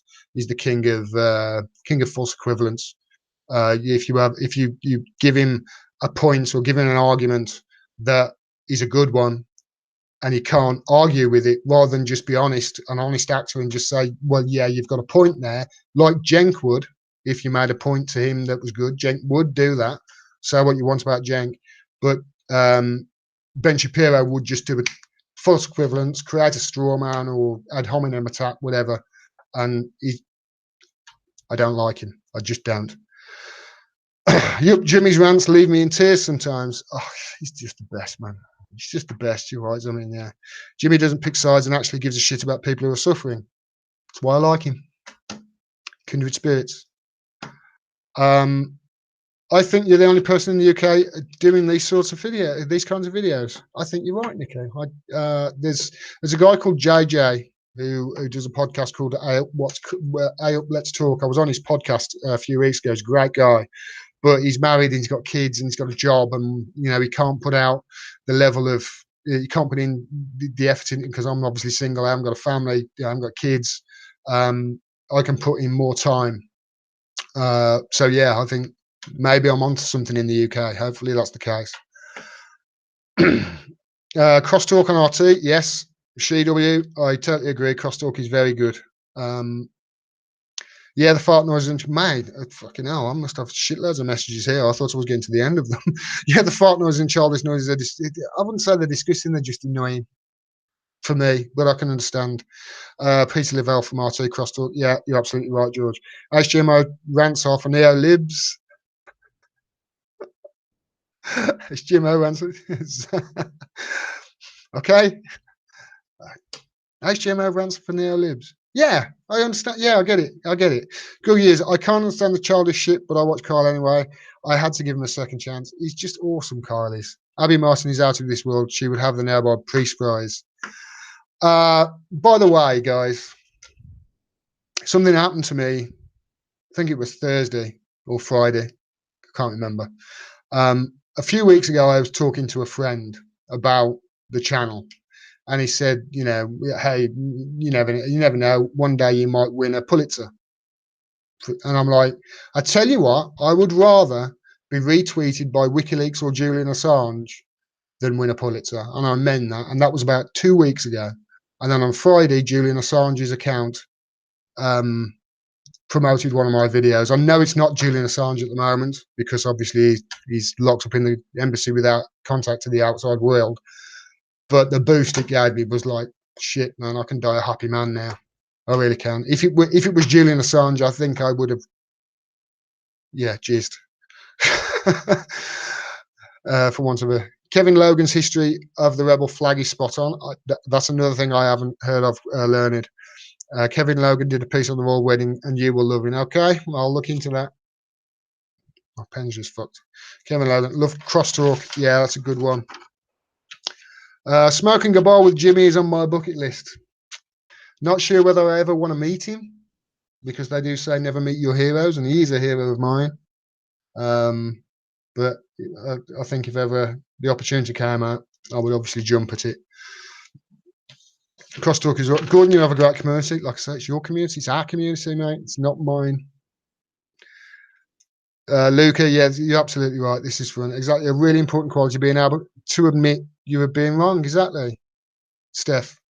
You got to be able to admit it. I think it's a sign of trying to think of the word. It's a sign of being a decent human being, and not being a lying piece of shit. If you're wrong, just admit it. It's okay. Nobody's right all the time. And I'm fully aware of that. When I was younger, don't get me wrong, I was an arrogant piece of shit who would not do, I would do the total opposite. I just learned it as I got older. Chris Cole, some of Jamali's best videos when he say, I'm going to kick this shot. I've noticed that. I don't get to watch as much of his shit anymore because I watch his videos anymore. It's not shit. I don't get time to watch as much anymore. But I remember I'm going to keep this one short. And then 45 minutes later, he's still going. You're more than half decent, Gordon. Thank you, Google user. Admitting your mistakes and apologizing for past mistakes is a sign of strength, not weakness. Bang on, fuck Google. Bang on. And yeah, fuck Google. I'm going to keep this short, hour and a half later. Absolutely right, Jeremy. Ron P is a great addition to the Jimmy team. Yes, he is. I'm sub to tell you, sir, this is absurd. You're absolutely right. It's absurd, and it's going to get worse with the Atlantic Council getting involved with Facebook, because Twitter's going to be next if it hasn't happened already. Why did you describe Tommy Robinson as an actual Nazi in your video on Count Dracula? Neil Gardner, here's why. Because I was wrong. Honestly, I was wrong. If you go to that video, I liked a video and put it at the top. I think, I'm not sure whether I pinned it, but I gave it a little heart. And somebody mentioned that point to me, and I replied to them, and I investigated Tommy Robinson more. I was wrong. The guy is a rabid Zionist, loads of black mates. He's beef with his Islamic. Exactly. I was wrong, and I apologise for it. And somebody called me out on it, and I looked into it, and I went, "You're absolutely fucking right. I'm sorry." So yeah, absolutely. Tabitha, don't mention to Gordon, but he got up 112 viewers. You're kidding me? No way. I haven't even noticed. Get out of it. That never fucking happened.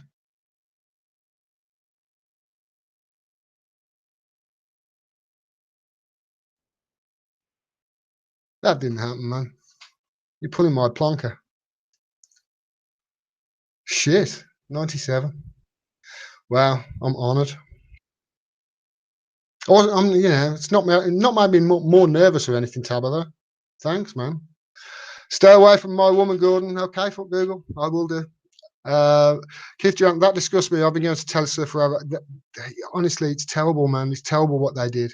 It really is. Twitter doing it like that. This has just skipped on me really badly. So again, sorry. World according Marilyn, world according to Jesse with Jesse Ventura. He's just the best, Jeffy. Jimmy, we're the real patriots, Jimmy. He's just the best. He really is. And he is a real patriot. He is a real patriot. Did you know he got kicked off? He got bought out of his contract from, was it MSNBC, because he was anti-war? They bought him out of his contract because he was against the war.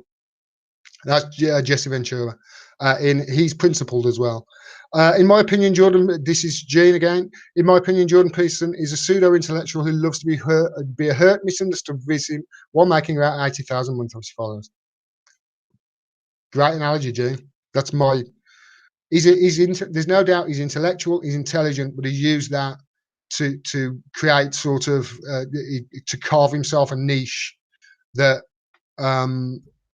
is just popular at the moment. I'm not going to say I disagree with everything he says, by the way. Again, he was on Joe Rogan, and I watched he was on Joe Rogan for a couple of hours.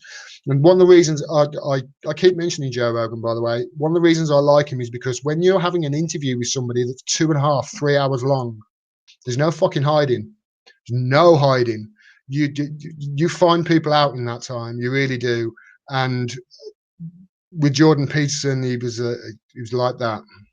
But a lot of what he was saying in that, I agreed with it. I agreed with a lot of what Jordan Peterson was saying, but he goes that extra bit lunacy just to try and get attention, in my opinion. So, Gene, you're absolutely right. Lawrence Taylor, you should be a happy man. I'm fucking always happy, mate. What's the? I'm not always happy, but what's the alternative? Yeah, be miserable. What have I got to be miserable about? I've got 2 legs, I've got 2 arms, I've got a life, relatively intelligent. I could live in fucking Gaza. Those poor bastards, man. They've been persecuted like that just because of where they were born. Shit. And that goes back to my first story about the royal family. These people are treated like heroes and treated to a life of lavish luxury just because they came out of a royal vagina. It's like, yeah, so I am a happy man. Jimmy Charles, Jimmy! You and I are the real patriot. You're absolutely right. Kudos for WikiLeaks promotion. Oh, it's just the best. If it was with the WikiLeaks account, or if it was the Julian Assange account when I knew it was Julian Assange, it would have been even better. But even just getting a a shout out or a video posted by the Free Julian campaign was just awesome. A Google user, H.A. Goodman has a terrible delivery and repeats and drags out horribly. I can't stand him. That said, he's reputed and trustworthy and decent. A Google user, you have just summed H.A. Goodman up in a sentence. He's got a terrible delivery. He repeats himself and he drags himself out horribly. When he starts going profanity alert, it's like, just fucking swear, man.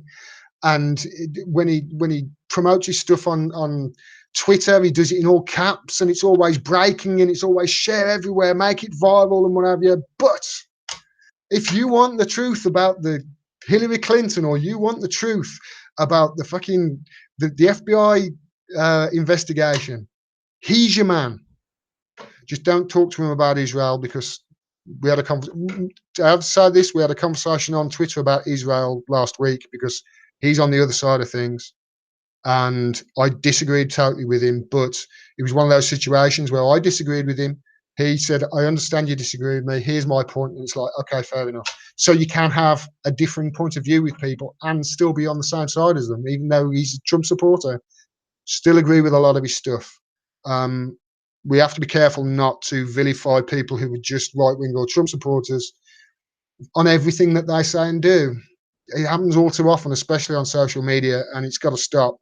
I'm with Caitlin Johnson, by the way. I believe that there are certain things that we can work with people on the right about. Free speech for one, ending the wars for another.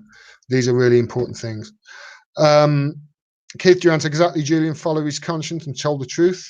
That's exactly what Julian did, and now he's locked up for it. It's terrible. I don't know who's a fraud. Agreed, Gene. He's a fraud. Yeah, Jordan Peterson. Yeah, agreed. Venom.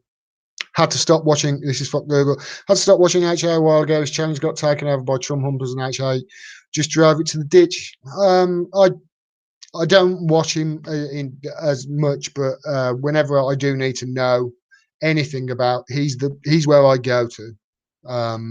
It's just I personally I couldn't keep watching over and over and over again the breaking news on the Trump stuff. But if ever I do need to do a video or get any information, here's my point especially with regards to Hillary Clinton. Jimmy seems to only interview the best. You need to go on his show, Tommy. That's very nice of you, but I'm sure his list of people to interview is very long and very illustrious. And even if I am on that list, I expect it's going to be way down at the bottom. I'll keep doing my thing, and I'll keep trying to build the show. One day, if it happens, it happens. I don't imagine it's going to happen anytime soon, though. Just him knowing that I exist and saying on his show that I like that guy a few times. I think he said it 3 times in one show. That's enough for me. It's enough of a boost to me. Self-reflection is the phrase. Thank you, Jamie. I know I was looking for something. Jordan Peterson is not a nutter. This is from Neil Gardner. Jordan Peterson is not a nutter. His views are just a little out of sync with the new doctrine orthodoxy. Did I call him a nutter? I hope not. I hope I didn't call him a nutter. Yeah, I hope I didn't. If I did, I'll retract it. I don't think I did. Keith Durant, Jimmy would have you at the drop of the hat. You are brilliant at this. Like I say, I think I'm way down at the bottom, but it's very nice of you to say. Joe Hickey, if Jimmy Dore has any dates in the live show UK, are we all going? You fucking absolutely right. I will drag my balls through 5 miles of broken glass to go and see him live if he does one over in London. He's like I say, he's a hero of mine. If ever he comes to the UK, I'll walk there.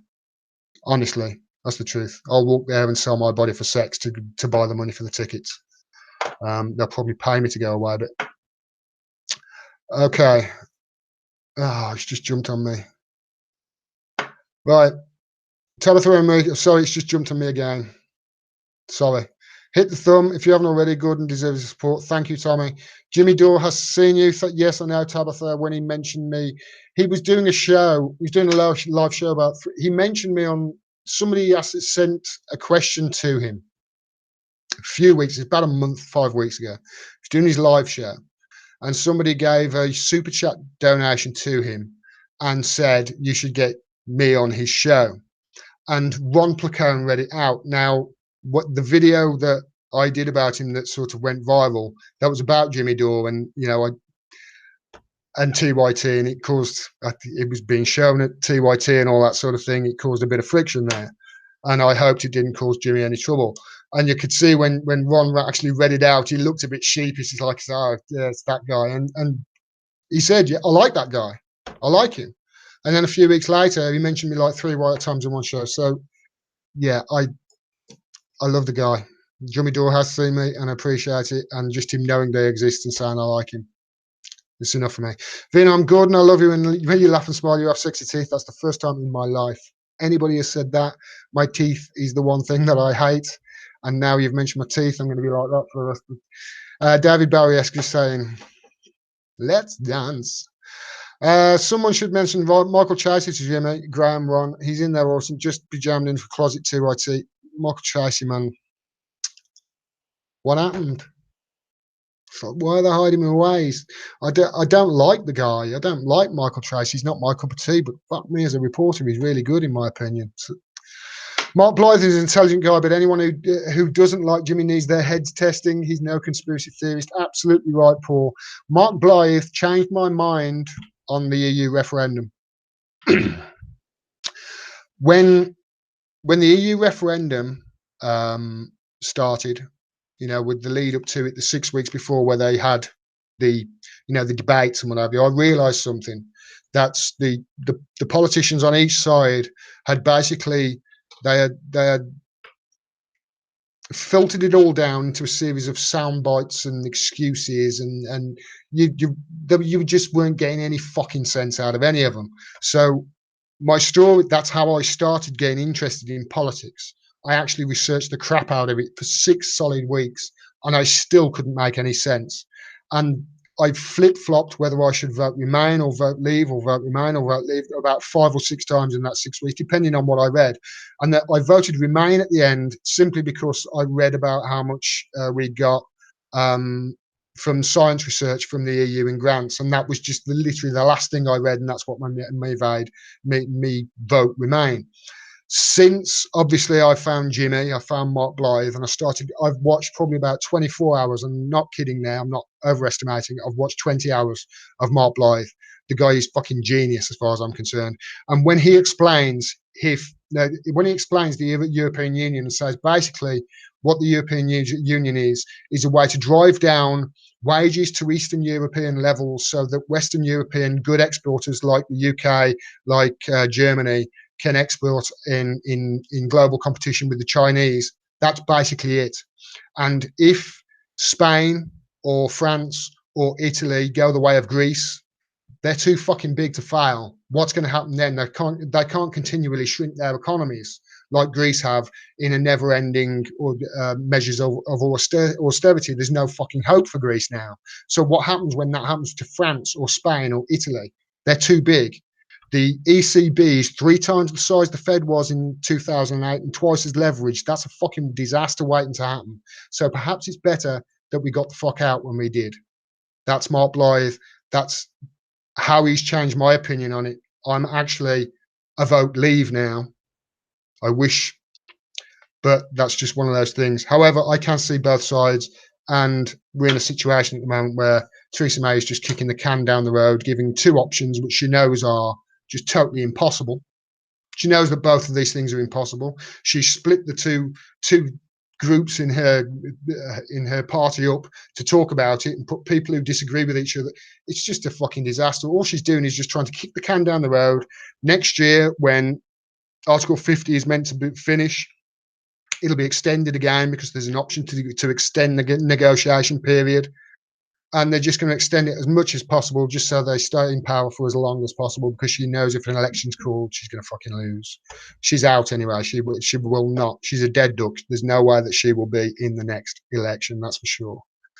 Mark Blythe isn't it? Yeah, okay. I've got to check out Graham now. You beautiful people have a fantastic Sunday. Jeremy, see ya. The H.A. Goodman interview with Jamal Thomas was painful to watch. I heard that they had done an interview, Nikki. I will watch that if I get a chance. I will watch that because I do like both those guys, like I say, and I like anybody who is on the side vocally of Julian Assange and H.A. Goodman is. Whereas there's a lot of people who are curiously and eerily silent on it. Fezziwig, could you make an exhaustive list of alternative news websites, YouTube accounts, and post them in order to overcome Google and YouTube's selective search algorithms? The answer to that, Fezziwig, is yes, I can.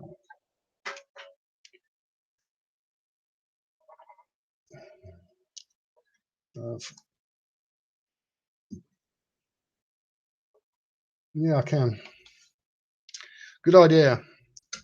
HA supports Trump in spite DSC. He's not a conservative. Yeah, he's not conservative. HA is not conservative. He's a Bernie bro. HA is. Yes, absolutely. Shane, no one can. People can always change. Someone is on towards step in the right direction. Absolutely, Venom, you're right there. Don't know what that's about. Okay, many people voted for Trump as a protest vote. It hurt what he has done, but people are. I'll tell you what pisses me off. People who think all Trump supporters are racist bigots and horrible and scum of the earth. You see that a lot in these Facebook groups that I'm no longer a part of because I'm not on Facebook. That pisses me off the most. The two people in the world I love the most are two people that basically befriended me after when I was in America in 2008 when my friend shot himself.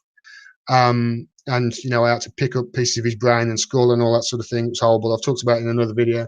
And the two people who saved me from, you know, I was going through a rough time, so trying to be as strong as possible. I didn't show it, but they took me under their wing, and they are people that have voted Trump. Okay, and they're big Trump supporters. Went to his rallies. Not a racist bone in their fucking body. The loveliest people in the world. Those people who would just say, "Oh, all Trump support," forget it. You're not going to get through to them either. They're neoliberal idiots who would just follow the DNC. DNC needs to go. Needs to go. It needs to go the way of the Whigs.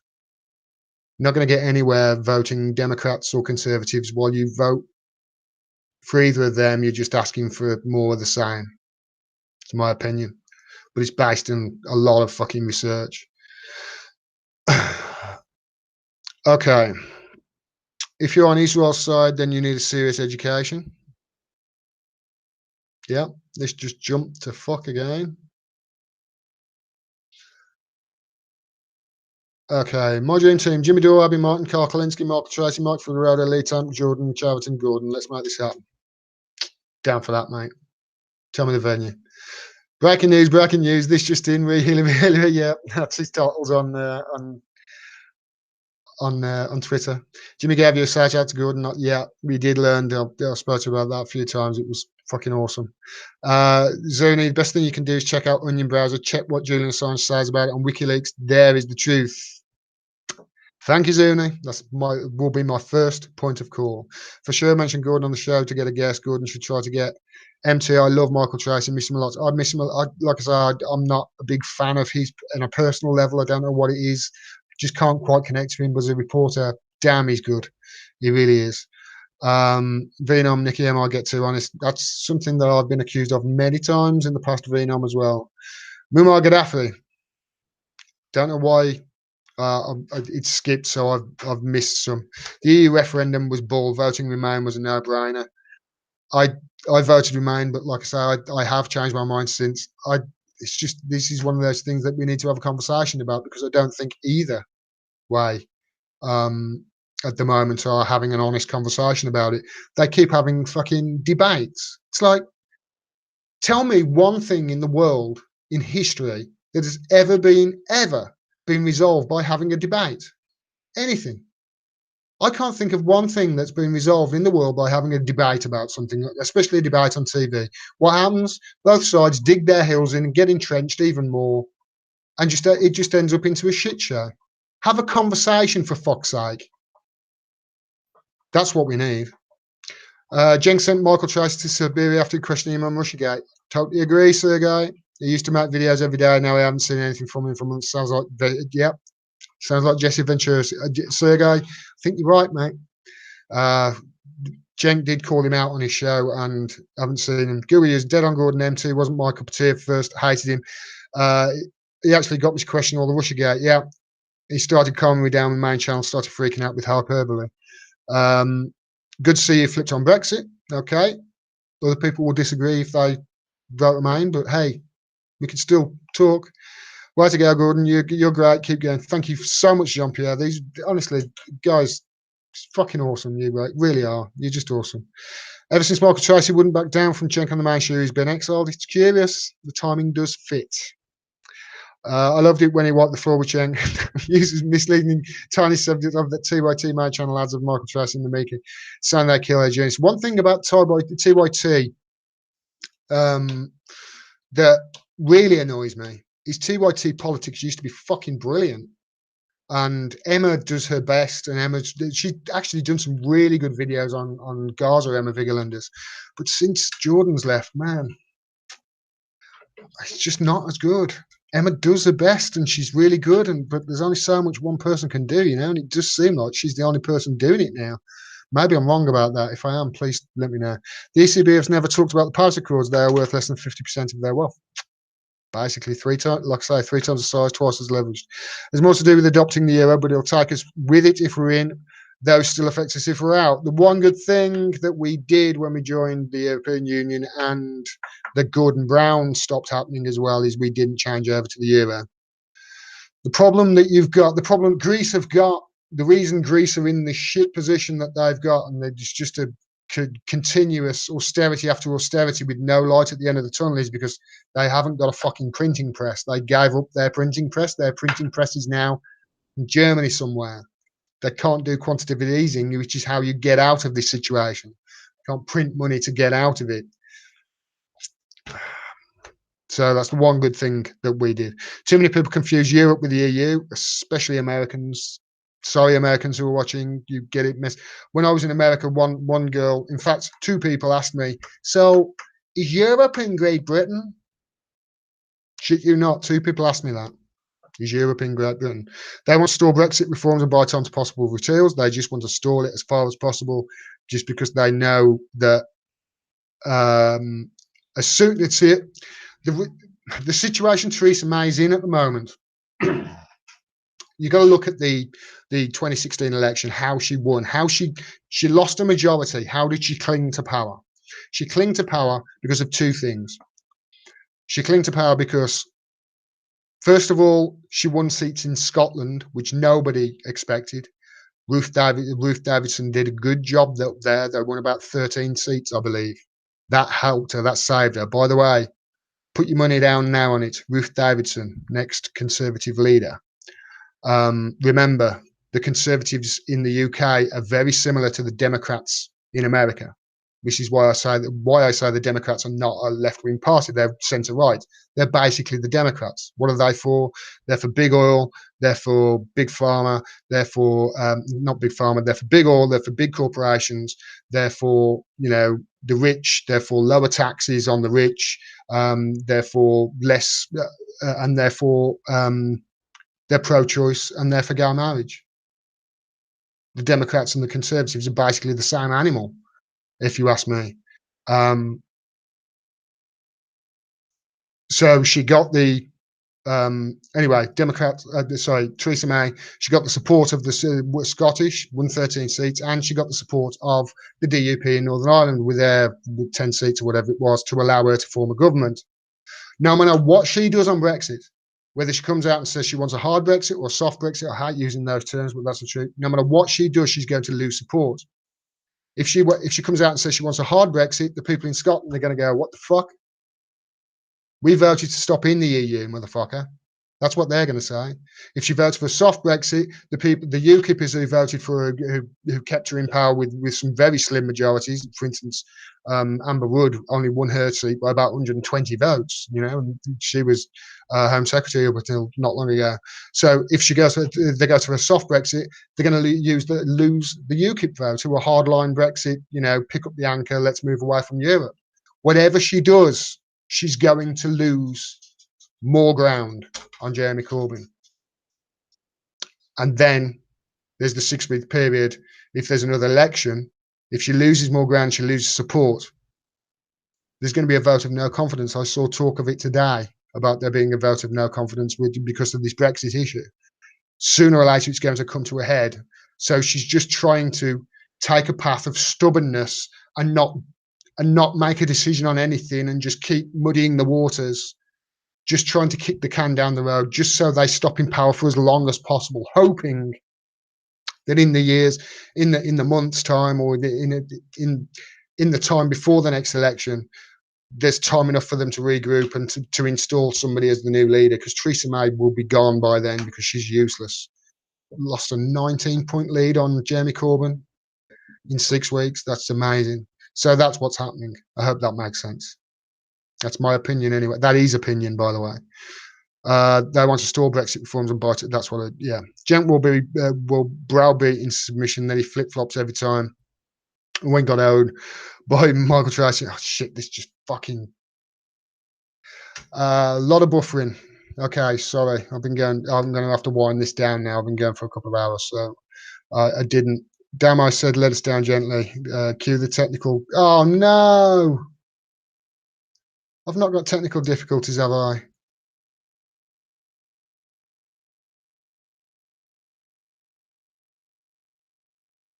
Okay, I've put the bandwidth down on low. Hopefully that will.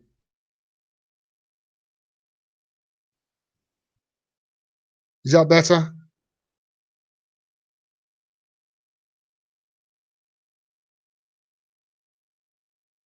Is that better? I had it on the highest thing. So. Right. Okay, I am going to wind this down now, guys. It's just jumped the fuck on me anyway. So, Gordon, will your entire stream be saved to your channel? Yes, it will. Everything I do is going to be, every video I do is going to be free. I'm not going to, I know I could make more money by putting levels in on Patreon and all that sort of shit. I'm not going to do it. I'm just not. I'm not going to sell out like that. There is oil in the Mediterranean. Wouldn't be. There's oil wherever there's fossils. I didn't know Graham was streaming at the same time. Yeah, Graham Elwood. Okay. Let's go and save this so I can download it. I will save it, I promise you. There is no Brexit vote. It was an illegal vote, not binding. It's on the Bush boys who keep forcing this. I do agree that it was an illegal vote. Whether it will get changed. Am I related to Ricky Gervais? No. I wish I was. Maybe he'd lend me a few quid. Ukraine, US politics is all intertwined. Shit kicking nowadays. Yeah, I totally agree. Right. I am... I didn't realize the stream died. I just carried on talking, so sorry about that. I will put the video up there. Thank you so much, guys. This has been awesome. I was so nervous when I first started this stream. I just can't believe, I can't believe the amount of, good things that you've said about me. And we'll keep trying to learn and get better and just give you the truth. You guys are fucking awesome. Thank you so much. Thank you so much for your donations. I couldn't do this without you. Support independent media if you can. Please. Thanks so much. Can't say thank you enough. Till next time. Peace. Take care, guys.